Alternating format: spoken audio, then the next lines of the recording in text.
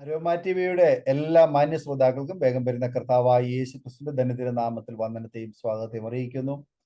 Aroma ടിവിയുടെ ചാനലിലൂടെ ഇതിനോടകം അനേക പ്രിയപ്പെട്ടവരുടെ ജീവിത അനുഭവങ്ങളും ദൈവം നടത്തിയ അത്ഭുതകരമായ വഴികളെയും കുറിച്ച് പങ്കുവയ്ക്കുവാൻ കർത്താവ് കൃപ ചെയ്തു. അത് അനേക പ്രിയപ്പെട്ടവർക്ക് അനുഗ്രഹത്തിന് കാരണമായി തീർന്നുകൊണ്ടിരിക്കുന്നു എന്നറിയുവാൻ കഴിയുന്നതിൽ വളരെ സന്തോഷമുണ്ട്. ഈ ചാനലിലൂടെ ക്രിസ്തുയേശുവിലുള്ള വിശ്വാസത്തിന്റെയും സമർപ്പണത്തിന്റെയും ശുശ്രൂഷയുടെയും വേറിട്ട അനുഭവങ്ങൾ, ദൈവം നടത്തിയ അത്ഭുതകരമായ വഴികൾ ദൈവനാമ മഹത്വത്തിന് വേണ്ടി നിങ്ങളുമായി പങ്കുവയ്ക്കുന്നു. ലോകത്തിന്റെ വിവിധ കോണുകളിൽ വിവിധ സാഹചര്യങ്ങളിൽ ആരാലും അറിയപ്പെടാതെ കഴിയുന്ന കർത്താവിന് വേണ്ടി പ്രയോജനപ്പെടുന്ന പ്രിയപ്പെട്ടവരെ പ്രേക്ഷകരുടെ മുൻപിൽ പരിചയപ്പെടുത്തുന്നതിൽ ഞങ്ങൾക്ക് വളരെ സന്തോഷമുണ്ട്. ഇന്ന് നമ്മൾ ക്ഷണം സ്വീകരിച്ച നമ്മോടൊപ്പം ജോയിൻ ചെയ്തിരിക്കുന്ന കർത്താവിന്റെ വിലപ്പെട്ട ദാസി പ്രിയ എലിസബത്ത് ജെയിംസ് ആന്റിയാണ്. തന്റെ ജീവിതാനുഭവങ്ങൾ നമുക്ക് അവർക്ക് ശ്രദ്ധയോടെ പ്രാർത്ഥനയോടെ സ്കിപ്പ് ചെയ്യാതെ അവസാനം വരെ കാണുകയും കേൾക്കുകയും ചെയ്യാം. അത് പ്രേക്ഷകർക്ക് വലിയൊരു അനുഗ്രഹത്തിന് കാരണമായി തീരുമെന്ന് ഞങ്ങൾ പൂർണ്ണമായി വിശ്വസിക്കുന്നു. അതുപോലെ തന്നെ നിങ്ങളുടെ പ്രിയപ്പെട്ടവർക്ക്, സുഹൃത്തുക്കൾക്ക് നിങ്ങൾ ഷെയർ ചെയ്ത് കൊടുക്കണം. നിങ്ങളുടെ വലിയൊരു അഭിപ്രായങ്ങളും നിർദ്ദേശങ്ങളും കമന്റ് ബോക്സിൽ അറിയിക്കുക. ഞങ്ങൾക്കത് വളരെ പ്രോത്സാഹനമാണ്. അതുപോലെ തന്നെ നിങ്ങൾക്കൊരു പ്രാർത്ഥനാ വിഷയമുണ്ടെങ്കിൽ ഞങ്ങളുമായി പങ്കുവയ്ക്കുവാൻ നിങ്ങൾ ആഗ്രഹിക്കുന്നെങ്കിൽ തീർച്ചയായിട്ടും സ്ക്രീനിൽ കാണുന്ന വാട്സപ്പ് നമ്പറിൽ ഞങ്ങളെ അറിയിച്ചാൽ ഞങ്ങൾ നിങ്ങൾക്ക് വേണ്ടി പ്രാർത്ഥിക്കും. സാക്ഷ്യം പറഞ്ഞ പ്രിയപ്പെട്ടവരോടൊപ്പം എല്ലാ തിങ്കളാഴ്ചയും രാത്രി അരോമ ടിവിയുടെ ഓൺലൈൻ പ്ലാറ്റ്ഫോമിൽ നിങ്ങൾക്കും പ്രാർത്ഥനയ്ക്കായിട്ട് സംബന്ധിക്കാവുന്നതാണ്. അതുപോലെ തന്നെ നിങ്ങളുടെ വലിയ അഭിപ്രായങ്ങളും നിർദ്ദേശങ്ങളും കമന്റ് ബോക്സിൽ അറിയിക്കുക. ചാനൽ ആദ്യമായിട്ടാണ് കാണുന്നതെങ്കിൽ ഒന്ന് സബ്സ്ക്രൈബ് ചെയ്ത് താഴെ കാണുന്ന ബെൽ ബട്ടൺ അമർത്തി ഈ ശുശ്രൂഷയെ പ്രോത്സാഹിപ്പിക്കാൻ പ്രത്യേകം ഓർപ്പിക്കുന്നു. കർത്താവ് നമ്മെ എല്ലാവരെയും സഹായിക്കുമാറാകട്ടെ. കർത്താവിന്റെ വിലപ്പെട്ട ദാസി പ്രിയ എലിസബത്ത് ജെയിംസിനെ തികഞ്ഞ സ്നേഹത്തോടും ആദരവോടും കൂടി അരോമ ടിവി പ്രേക്ഷകരോടൊപ്പം സമയം ചെലവഴിക്കുന്നതിനായിട്ട് ക്ഷണിച്ചുകൊള്ളും. ദൈവനാമത്തിന് നന്ദിയോടെ സ്തോത്രം. ഇപ്രകാരം അരോമ ടിവിയുടെ ഒരു പ്ലാറ്റ്ഫോമിൽ ഇപ്രകാരം ഒരു അവസരം ലഭിച്ചവർക്ക് നന്ദിയോടെ സ്തോത്രം ചെയ്യുന്നു. അരോമ ടിവിയുടെ എല്ലാ മാന്യ പ്രേക്ഷകർക്കും വേഗം വരുന്നതിനായ യേശു ക്രിസ്തുവിന്റെ നിസ്തുല്യ നാമത്തില് എന്റെ സ്നേഹവന്ദനത്തെ അറിയിക്കുന്നു. പ്രത്യേക ഇതിന്റെ സാന്നിധ്യം വഹിക്കുന്ന ബഹുമാനപ്പെട്ട പാസ്റ്റർ ഡാനിയൽ ജോൺ അവരുകളോട് പ്രത്യേക നന്ദി സ്നേഹം അറിയിക്കുന്നു. പലപ്പോഴും എൻ്റെ ബുദ്ധിമുട്ടുകൾ കാരണം സമയങ്ങൾ മാറ്റി തരുവാനായിട്ട് ഇടയായി. അത് വളരെ നന്ദിയുണ്ട്. വളരെ സ്നേഹത്തോടെ ഞാൻ നന്ദി അറിയിക്കുകയാണ്. ഈ അരോമ ടിവിയെ കുറിച്ച് പറഞ്ഞാൽ ലോകം മുഴുവനും ആയിരങ്ങൾക്ക് ഈ കർത്താവിനെ പറ്റി അറിയുവാനും അനേക ഭാരങ്ങളിൽ, പ്രയാസങ്ങളിൽ, പ്രതിസന്ധികളിലൊക്കെ ഇരിക്കുന്ന ജീവിതങ്ങൾക്ക് ഈ അരോമ ടിവിയിൽ കൂടി വരുന്ന പലരുടെയും സാക്ഷ്യങ്ങള് അത് വലിയ പ്രചോദനമായി തീരുവാനും ഇടയായിത്തീരുന്നുണ്ട്. ഇത് നാം ഒരു സഭയിൽ സാക്ഷ്യം പറഞ്ഞാൽ ചുരുക്കം ആളുകളെ കേൾക്കുള്ളൂ. എന്നാൽ ആയിരങ്ങൾക്ക് ഇതൊരു പ്രയോജനമായി, ഇതിന്റെ പേര് പോലെ തന്നെ ക്രിസ്തുവിന്റെ സൗരഭ്യവാസനയായി ഈ അരോമ ടിവി ഉപയോഗിക്കുന്നവർക്ക് നന്ദിയോടെ സ്തോത്രം. പിന്നെയും ദൈവം ധാരാളമായിട്ട് കർത്തദാസനെയും ഇതിന്റെ പിന്നിൽ പ്രവർത്തിക്കുന്നവരെല്ലാം ധാരാളമായിട്ട് ദൈവം അനുഗ്രഹിക്കട്ടെ എന്ന് പ്രാർത്ഥിക്കുന്നു. ഞാൻ പറഞ്ഞതുപോലെ എൻ്റെ പേര് എലിസബത്ത് ജെയിംസ്. ഞാൻ ജോയിൻ ചെയ്തിരിക്കുന്നത് ഇപ്പോൾ ഹരിപ്പാടിന് അടുത്തുള്ള ചെറുതന എന്ന ചെറിയ ഗ്രാമത്തിൽ നിന്നാണ് ഞാൻ ഇപ്പോൾ ജോയിൻ ചെയ്തിരിക്കുന്നത്. എനിക്ക് ഇപ്രകാരം ഒരവസരം അരോമ ടിവിയെ പരിചയപ്പെടുത്തി തന്നത് എൻ്റെ ഒരു സിസ്റ്റർ ഇൻ ലോ ആണ്, ബാംഗ്ലൂരിൽ നിന്ന് ജോളി തോമസ്. ആ സിസ്റ്ററാണ് എനിക്ക് ഈ അരോമ ടിവിയിലേക്ക് എന്നെ പരിചയപ്പെടുത്തിയത്. ആ മാന്യ സഹോദരിയോടും നന്ദി അറിയിക്കുന്നു. എൻ്റെ സിസ്റ്റർ ഇൻ ലോ ആണ്, എൻ്റെ ബ്രദറിൻ്റെ വൈഫാണ്. ഞാൻ ഈ അരോമ ടിവിയിൽ സാക്ഷ്യം പറയാൻ പറഞ്ഞ നാൾ മുതൽ ഞാൻ ദൈവത്തോട് പ്രാർത്ഥിച്ചുകൊണ്ടിരിക്കുകയാണ്. എനിക്ക് എന്ത് പറയണം എന്ന്, എപ്രകാരം തുടങ്ങണം പറയണമെന്ന് കാരണം 36 വർഷത്തെ സാക്ഷ്യങ്ങൾ ഇങ്ങനെ ഓരോന്നോരോന്നായിട്ട് ഇങ്ങനെ വരുമ്പോൾ ചുരുക്കം സമയം കൊണ്ട് അത് പറഞ്ഞു തീർക്കാൻ ദൈവം ഒരു കൃപ തരണേന്ന് പ്രാർത്ഥിക്കുകയായിരുന്നു. ഇതിനിടയ്ക്ക് പല അസൗകര്യങ്ങളും ഞങ്ങളുടെ ജീവിതത്തിൽ ഉണ്ടായി, പ്രതിസന്ധികൾ ഉണ്ടായി. അതുകൊണ്ടാണ് പെട്ടെന്ന് ഡേറ്റുകൾ മാറ്റിവെക്കാനായിട്ടൊക്കെ ഇടയായിത്തീർന്നത്. എന്നാൽ ഇപ്രകാരം ഈ സമയം ഒരുമിച്ചായിരിക്കാൻ ദൈവം സഹായിച്ചത് ദൈവത്തിന്റെ സമയമായിരുന്നു എന്ന് ഞാൻ കരുതുന്നു. ചില പുതിയ സാക്ഷ്യങ്ങൾ കൂടി ഇതിനകത്ത് തുന്നിച്ചേർക്കാനായിട്ട് ദൈവം തന്ന സമയമാണെന്ന് ഞാൻ വിശ്വസിക്കുന്നു. അത് അപ്രകാരം തന്നെ ആയിരിക്കും എന്ന് ഞാൻ വിശ്വസിക്കുന്നു. ഇപ്പോൾ ഞാൻ ജോയിൻ ചെയ്തിരിക്കുന്നത് ഹരിപ്പാട്ടിൽ നിന്നാണ്. ഞാൻ വീട്ടിലിപ്പോൾ ഞാനും എൻ്റെ പ്രിയപ്പെട്ട ഹസ്ബൻഡും മാത്രമേ ഉള്ളൂ. ഞങ്ങൾക്ക് ഒരു മകനെയാണ് ദൈവം ദാനം തന്നിരിക്കുന്നത്. മകന് വിവാഹം കഴിഞ്ഞു. അവനും കുടുംബമായിട്ട് അയർലൻഡിന്റെ പ്രദേശത്തായിരിക്കുന്നു. അവൻ 4 കുഞ്ഞുങ്ങളുണ്ട്. ജോലിയുള്ള ബന്ധത്തില് ദൈവവേലയും ചെയ്തുകൊണ്ടിരിക്കുന്നു. പ്രകാരം ആ കുടുംബവും അവിടെ സന്തോഷത്തോടെ ആയിരിക്കുന്നു. ഞങ്ങൾ ഇവിടെയും ആയിരിക്കുന്നു.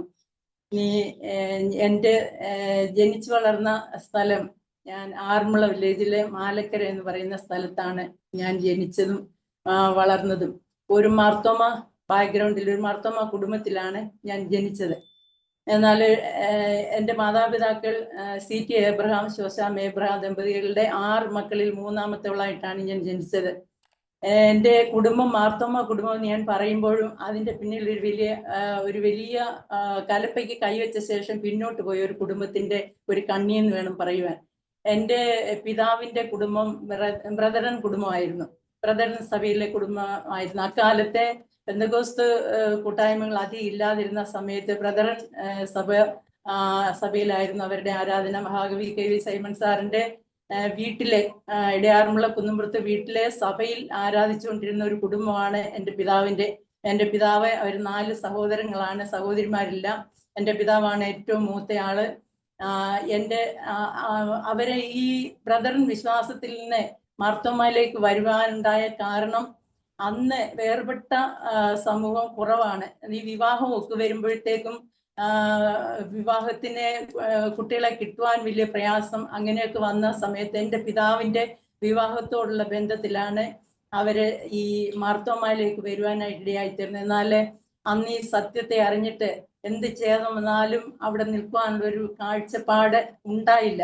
അതിൻ്റെതായിട്ടുള്ള തിക്ത ഫലങ്ങളെ ഞങ്ങൾ എൻ്റെ പിതാവിൻ്റെ 4 സഹോദരങ്ങളുടെയും തലമുറകളിൽ ദൈവത്തിന്റെ കരം വെളിപ്പെട്ടിട്ടുണ്ട്. എന്നാൽ അതാർക്കും പെട്ടെന്നൊന്നും മനസ്സിലായിട്ടില്ല.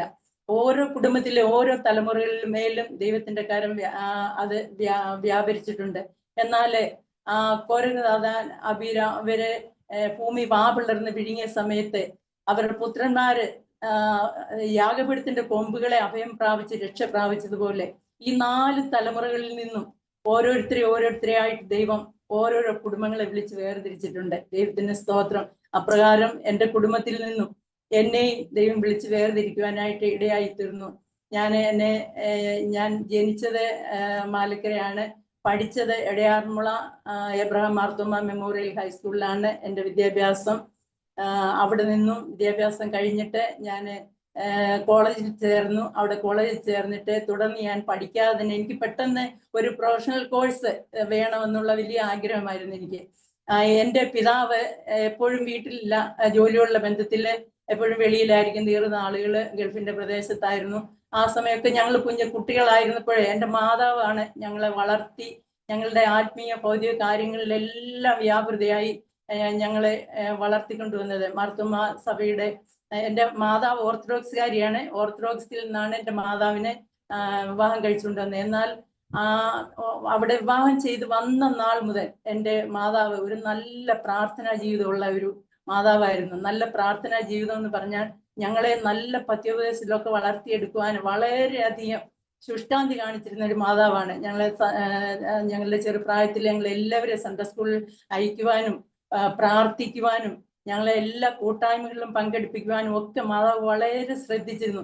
പിതാവ് സ്ഥലത്തില്ലാത്തത് കൊണ്ട് ഞങ്ങളുടെ എല്ലാ കാര്യങ്ങളിലും വളരെ ശുഷ്കാന്തിയോടെ മാതാവ് പ്രവർത്തിക്കുവാനായിട്ട് എഴുതുക. അതോടൊപ്പം തന്നെ ആത്മീയ കാര്യങ്ങളിലും എൻ്റെ മാതാവ് വളരെയധികം മുൻപിലായിരുന്നു. എപ്പോൾ നോക്കിയാലും മാതാവിൻ്റെ കട്ടിലെ ഒരു ബൈബിളും, എപ്പോൾ നോക്കിയാലും കയ്യിലെ ബൈബിളും അതിനോടനുബന്ധിച്ചുള്ള പുസ്തകങ്ങളും ഒക്കെ കാണുവാനായിട്ട് കഴിയും. നല്ല വായനാശീലമായിരുന്നു.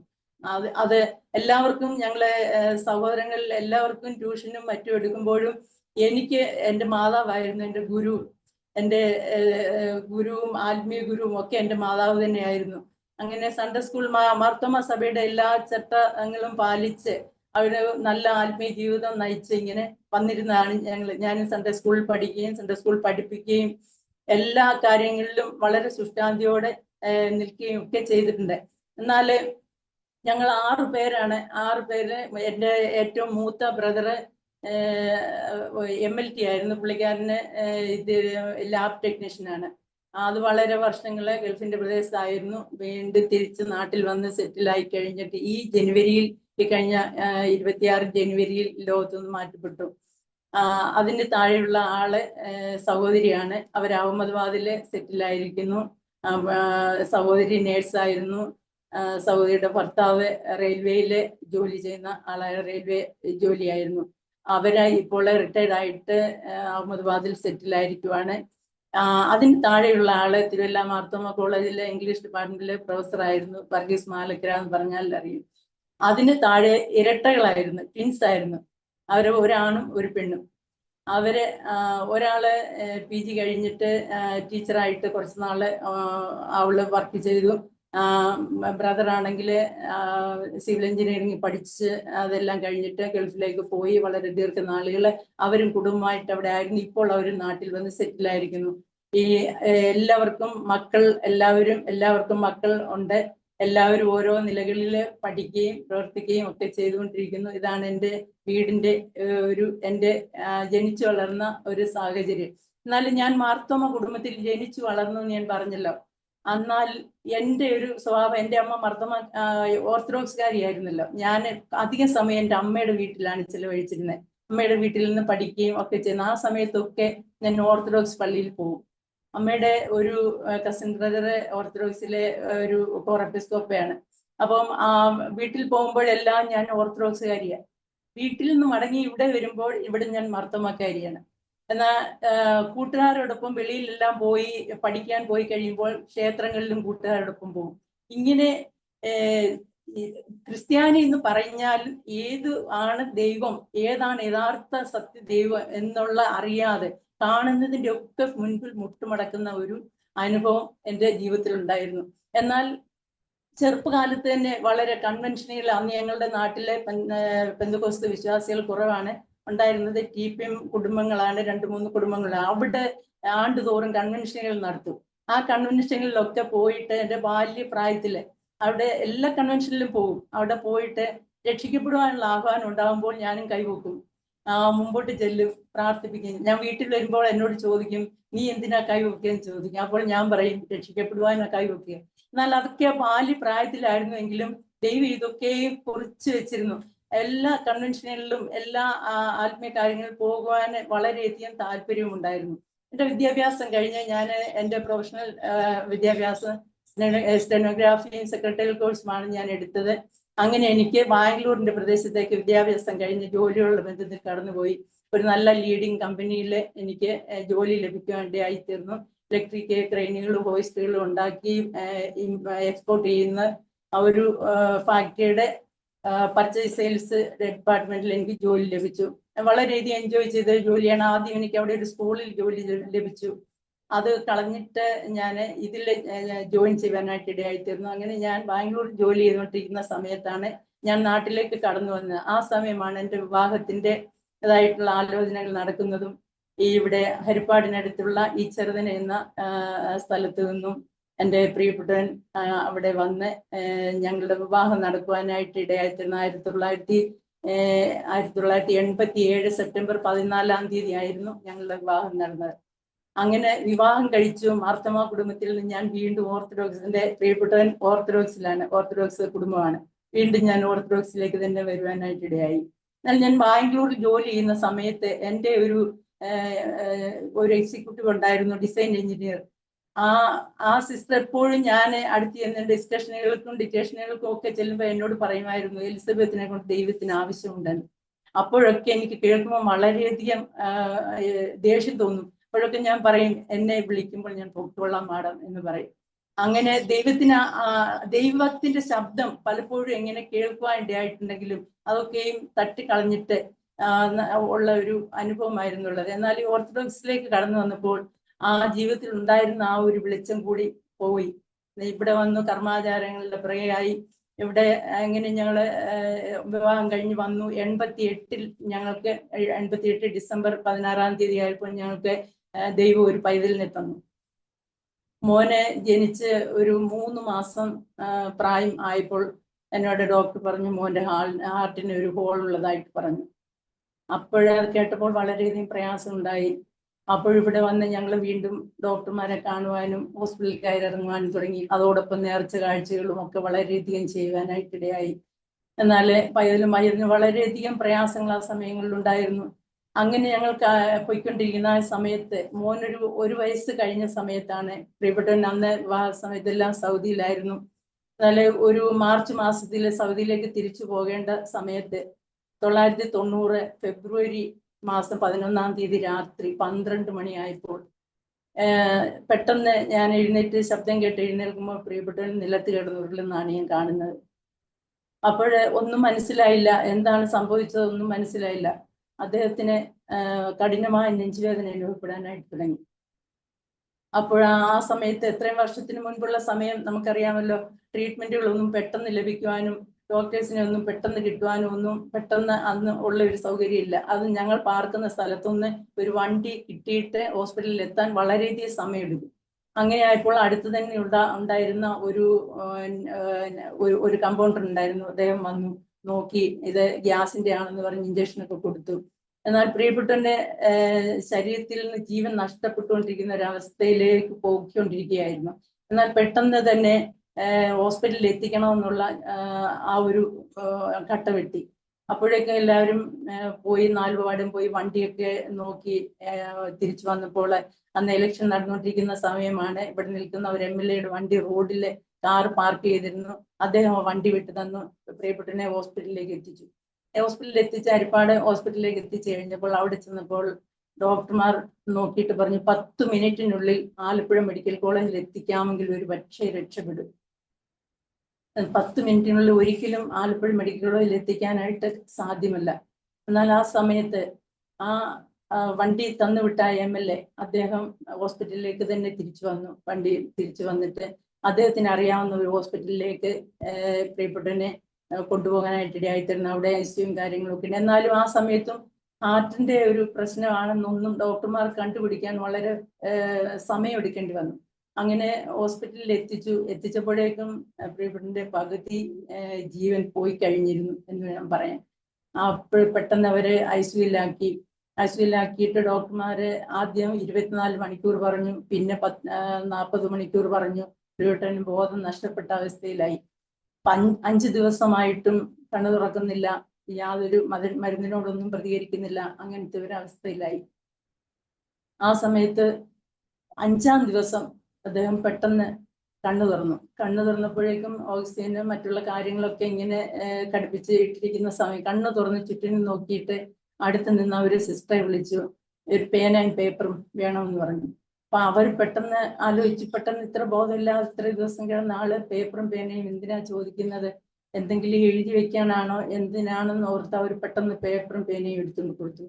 ആ പേപ്പറ് നെഞ്ചിൽ തന്നെ വെച്ചെഴുതി, എനിക്ക് ദൈവം ഇതിൽ നിന്ന് വിടുതൽ തന്നാൽ ഞാൻ ദൈവത്തിനായിട്ട് ജീവിക്കുമെന്ന്.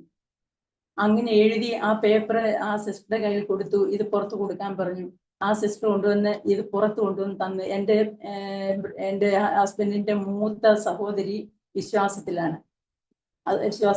അന്നൊക്കെ ആ സമയത്തൊക്കെ അമ്മാമ്മ വീട്ടിൽ കടന്നു വരുമ്പോഴൊക്കെ പെന്തക്കോസ്തുകാര് എൻ്റെ പ്രിയപ്പെട്ടവൻ കുറ്റം പറയുകയും അമ്മാമ്മ ഒരുപാട് വഴക്ക് പറയുകയും കരഞ്ഞുകൊണ്ട് പുള്ളിക്കാര് പോകുന്ന അവസ്ഥകളൊക്കെ ഉണ്ടായിട്ടുണ്ട് നേരത്തെ. ഒരുപാട് പെന്തക്കോസ്തു വിശ്വാസത്തെ ഒരുപാട് എതിർത്തിരുന്ന ഒരു ആളുമായിരുന്നു. എന്നാൽ ദൈവത്തിനറിയാം ഏത് സമയത്ത് ഏത് വ്യക്തിയെ എങ്ങനെയാണ് ദൈവസ്ഥാനത്തിൽ കൊണ്ടുവരേണ്ടതെന്ന്. നമ്മുടെ വഴികളല്ല ദൈവത്തിന്റെ വഴികൾ. എത്ര നാം അസിൽ പിടിച്ചാലും, എത്ര നാം എന്തിൽ പ്രശംസിക്കുന്നുണ്ടോ അതിൽ തന്നെ ദൈവം തൊട്ട്. ഞങ്ങളുടെ ജീവിതത്തിൽ ഒരു അനുഭവമായിരുന്നു. അന്ന് പ്രിയപ്പെട്ട നല്ല ആരോഗ്യമായിരുന്നു. അപ്പൊ ആരോഗ്യത്തിൽ നന്നായിട്ട് പ്രശംസിച്ചിരുന്ന ഒരു കാലമായിരുന്നു. അപ്പോ അവിടെ തന്നെ ദൈവത്തിന്റെ കാര്യം വന്നു. അത് ദോഷത്തിനായിട്ടായിരുന്നില്ല. അത് പിന്നീടാണ് മനസ്സിലായത്, ഇത് ദൈവം ദോഷത്തിനായിട്ടല്ല ചെയ്തതെന്ന്. ആ സമയത്ത് അദ്ദേഹം സൗദിയിലേക്ക് കടന്നു പോയിരുന്നെങ്കിൽ ഇന്ന് ഈ ഭൂമിയിലും കാണുകയില്ല, നിത്യതയിലും കാണുകയില്ല. അങ്ങനെ ഒരു അവസരം ഉണ്ടാവും. ദൈവത്തിന് നന്നായിട്ട് അറിയാം. ദൈവത്തിന് ഞാൻ റോമാലേഖനം 8-ാം അധ്യായം 28-ാം വാക്യം എൻ്റെ ഒരു കുറിവാക്യമാണത്. എന്നാൽ ദൈവത്തെ സ്നേഹിക്കുന്ന നിർണയപ്രകാരം വിളിക്കപ്പെട്ടിരിക്കുന്നവർക്ക് തന്നെ സകലവും നന്മയ്ക്കായി കൂടി വ്യാപരിക്കുന്നെന്ന് നാം അറിയും. അത് ദൈവം മുന്നേ കണ്ടതാണ്. നാം പലപ്പോഴും നമുക്ക് വിചാരിക്കും നാം രക്ഷിക്കപ്പെട്ടത് ഇന്ന ദിവസമാണല്ലോ എന്ന് നാം വിചാരിക്കും. പക്ഷേ അല്ല, ലോകസ്ഥാപനത്തിന് മുൻപേ ദൈവം നമ്മെ കണ്ടതാണ്. നമ്മെ ദൈവത്തിന് വേണ്ടി വേർതിരിച്ചൊരു വ്യക്തി. അത് ഏത് അവസ്ഥയിൽ പോയാലും അത് തിരികെ കൊണ്ടുവരുവാൻ ദൈവത്തിന് കഴിയും. അതിനെന്ത് ചെയ്യണമെന്നും ദൈവത്തിന് കഴിയും. ഞാൻ ഒരിക്കലും ഒരു പെന്തക്കോസ്തു വിശ്വാസത്തിലേക്ക് വരുവാനായിട്ട് ഒരിക്കലും ആഗ്രഹിച്ചിരുന്ന ഒരു വ്യക്തിയല്ല. വളരെയധികം ഞാൻ നിന്ന സഭയാണ് ഏറ്റവും നല്ല ഇതെന്നുള്ള വളരെ വാദത്തോട് വരുന്നവരൊക്കെ അങ്ങനെ വാക്കുകൾ പറഞ്ഞ് ഞാൻ അങ്ങനെ തോൽപ്പിക്കുന്ന ഒരവസ്ഥ ഉണ്ടായിരുന്നു. എന്നാൽ ഓരോ സമയവും ദൈവം എന്നെ കണ്ടിരുന്ന ഓരോ സമയവും എന്നെ വിളിച്ചിരുന്ന സമയവും ഒക്കെ എനിക്ക് പിന്നീട് നന്നായിട്ട് എനിക്ക് മനസ്സിലാക്കുവാനായിട്ട് അതൊക്കെയും അവഗണിച്ച് കളഞ്ഞിട്ട് പോരുന്ന ഒരു അവസ്ഥ. അപ്പോ എനിക്ക് കേൾക്കുന്ന പ്രിയപ്പെട്ടവർ എനിക്ക് പറയാനുള്ളത്, നാം ദൈവം വിളിക്കുന്ന സമയത്ത്, ദൈവശബ്ദം കേൾക്കുന്ന സമയത്ത് നാം ഒന്ന് താണ് കൊടുത്താൽ അധികം പരിക്കില്ലാതെ നമുക്ക് രക്ഷപ്പെടാം നിത്യത. എന്നാൽ ബലം പിടിച്ചാൽ ദൈവം തന്നെ ജയിക്കുകയുള്ളൂ. എന്നാൽ നമ്മൾ വളരെ കഷ്ടം അനുഭവിച്ചാൽ ദൈവസ്ഥനിൽ വരേണ്ടിയിരിക്കും. അത് വേറൊരു ഭാഗമാണ്. അതൊരു നല്ല സാക്ഷ്യത്തിനുമായിരിക്കും. അതൊരു നല്ല സാക്ഷ്യത്തിന് വേണ്ടിയാണ് ദൈവം അങ്ങനെ തരുന്നതെന്ന് ഞങ്ങൾക്ക് പിന്നീട് മനസ്സിലാക്കുവാനായിട്ട് ഇടയായിത്തീർന്നു. പ്രിയപ്പെട്ട അങ്ങനെ ഹോസ്പിറ്റലിൽ ആക്കി 5-ാമത്തെ ദിവസം ഇങ്ങനെ എഴുതി കൊടുത്തിട്ട് ഈ പേപ്പർ കൊണ്ട് മൂത്ത സിസ്റ്ററുടെ കയ്യിലാണ് കൊടുത്തത്. അദ്ദേഹത്തിന് അത് അമ്മാമിക്ക് വായിച്ചപ്പോഴേ മനസ്സിലായി ഇത് ദൈവപ്രവൃത്തിയാണ്, ദൈവത്തിന്റെ കരമാണെന്ന് മനസ്സിലായി. ഇത് എഴുതി കൊടുത്തു കഴിഞ്ഞ് പെട്ടെന്ന് പ്രിയപ്പെട്ടവന്റെ ബോധം പിന്നെയും നഷ്ടപ്പെട്ടു. പിന്നെയും ആ ബോധം വരാൻ 9-ാം ദിവസമായി. 9-ാം ദിവസമാണ് അദ്ദേഹം വീണ്ടും കണ്ണു തുറക്കുന്നത്. അപ്പോഴേക്കും മരുന്നിനോട് പ്രതികരിച്ചു തുടങ്ങിയിരുന്നു. അപ്പോൾ ഡോക്ടർമാർ നോർമലിലേക്ക് വരുന്നുണ്ട് എന്ന് പറഞ്ഞ് റൂമിലേക്ക് അദ്ദേഹത്തെ ആക്കുവാനായിട്ട് ഇടയായിത്തീർന്നു. അങ്ങനെ റൂമിലാക്കി വിസിറ്റേഴ്സ് നോട്ട് അലൗഡ് എന്ന് എഴുതി വെച്ചു. അവിടെ ആരെയും കയറ്റിയില്ല. കുഞ്ഞിന്റെ ശബ്ദം പോലും അതിൽ കേൾക്കാനായിട്ട് അവര് സമ്മതിക്കില്ല. അതുപോലത്തെ ഒരു അവസ്ഥയിലേക്ക് ആ റൂമിലാക്കി. അങ്ങനെ ഞങ്ങൾ റൂമിലെ നോർമൽ ഒരു ഇതിലേക്ക് വന്നുകൊണ്ടിരിക്കുന്ന സമയത്ത് ഡോക്ടർ വന്ന് എല്ലാം നോക്കിയിട്ട് പോയിട്ട് ഒരു മെഡിസിൻ അവിടെ വെച്ചിട്ട് പറഞ്ഞു, 12 മണിക്ക് രാത്രി ആയാലും വിളിച്ചു കൊടുക്കണം, രാത്രിയിലായാലും ഈ മരുന്ന് കൊടുക്കണമെന്ന്. അങ്ങനെ മരുന്ന് കൊടുക്കുവാനായിട്ട് രാത്രി 12 മണിയായപ്പോൾ ഞാൻ വിളിച്ച് കഴിഞ്ഞപ്പോൾ തലവേദനിക്കുന്നു എന്ന് അദ്ദേഹം പറഞ്ഞു. അതിനുശേഷം സംസാരശേഷിയും പോയി, ഒരു സൈഡ് പാരലിസ് ആയി പോകാനായിട്ട് ഇടയായിത്തീർന്നു. എന്നാല് ഐസിയുയിൽ ഇദ്ദേഹം കണ്ണ് തുറക്കാതെ കിടക്കുന്ന സമയത്ത്, ആ സമയത്ത് അന്ന് ഞങ്ങൾ നിന്ന വിശ്വാസത്തിലെ ഞങ്ങൾ പുരോഹിതന്മാർ ഞങ്ങൾ ഹോസ്പിറ്റലിൽ വന്നിട്ട് എൻ്റെ മുൻപിൽ വെച്ച് തന്നെ അവര് പ്രിയപ്പെട്ടവനെ ഐസിയുയിൽ വെച്ച് തൈലാഭിഷേകം നടത്തണമെന്ന് അവർ തീരുമാനിക്കുന്നതായിട്ട് കേട്ടു. എന്നാല് റൂമിലേക്ക് പെട്ടെന്ന് ഇങ്ങനെ വന്നു കഴിഞ്ഞപ്പോൾ യേശുക്രിസ്തു സൗഖ്യദായകനാണെന്നും യേശുക്രിസ്തു സൗഖ്യമാക്കുമെന്നും പറയാൻ അവരുടെ ആരുടെയും നാവിൽ വന്നില്ല. അങ്ങനെ ഒരു അവസ്ഥയില്, അങ്ങനെ ഈ ഒരു അവസ്ഥയില് തൈലാഭിഷേകം നടത്താം എന്ന് പറയാൻ ലോകത്തിന് കഴിയത്തുള്ളൂ. എനിക്കതിൽ നിന്ന് മനസ്സിലായി, ലോകത്തിന് അത്രമാത്രമേ കഴിയത്തുള്ളൂ. ഏത് വൈദ്യശാസ്ത്രത്തിനും ഒരു പരിധിയുണ്ട്. അവിടെ വരെ ആകുമ്പോൾ അവർ പറയും ഞങ്ങൾക്ക് ഇത്രേ കഴിയുള്ളൂ, ബാക്കിയൊക്കെ ദൈവത്തിന്റെ കയ്യില്. ബാക്കിയല്ല പ്രിയപ്പെട്ടവര് ദൈവത്തിന്റെ കയ്യിൽ, എല്ലാം ദൈവത്തിന്റെ കയ്യിൽ തന്നെയാണ്. എന്നാൽ നമ്മൾ അത് അറിയുന്നില്ലെന്ന് മാത്രമേ ഉള്ളൂ. ദൈവം അറിയാതെ ഒന്നും സംഭവിക്കില്ല. എത്ര നാം മെഡിസിനിൽ ആശ്രയിച്ചാലും, എത്ര ഇതിൽ ആശ്രയിച്ചാലും ദൈവം തരാതെ ഒരു വിടുതൽ ഒരു മനുഷ്യനിൽ ലഭിക്കില്ല. ദൈവത്തിന്റെ കരുത്താനുള്ള വിടുതൽ അത് എല്ലാ മെഡിക്കൽ സയൻസിനും അറിയാം, എല്ലാ ഡോക്ടർമാർക്കും അറിയാം. അവർക്ക് അപ്പുറമായിട്ട് വ്യാപരിക്കുന്ന ഒരു ദൈവശക്തി ഉണ്ടെന്ന്.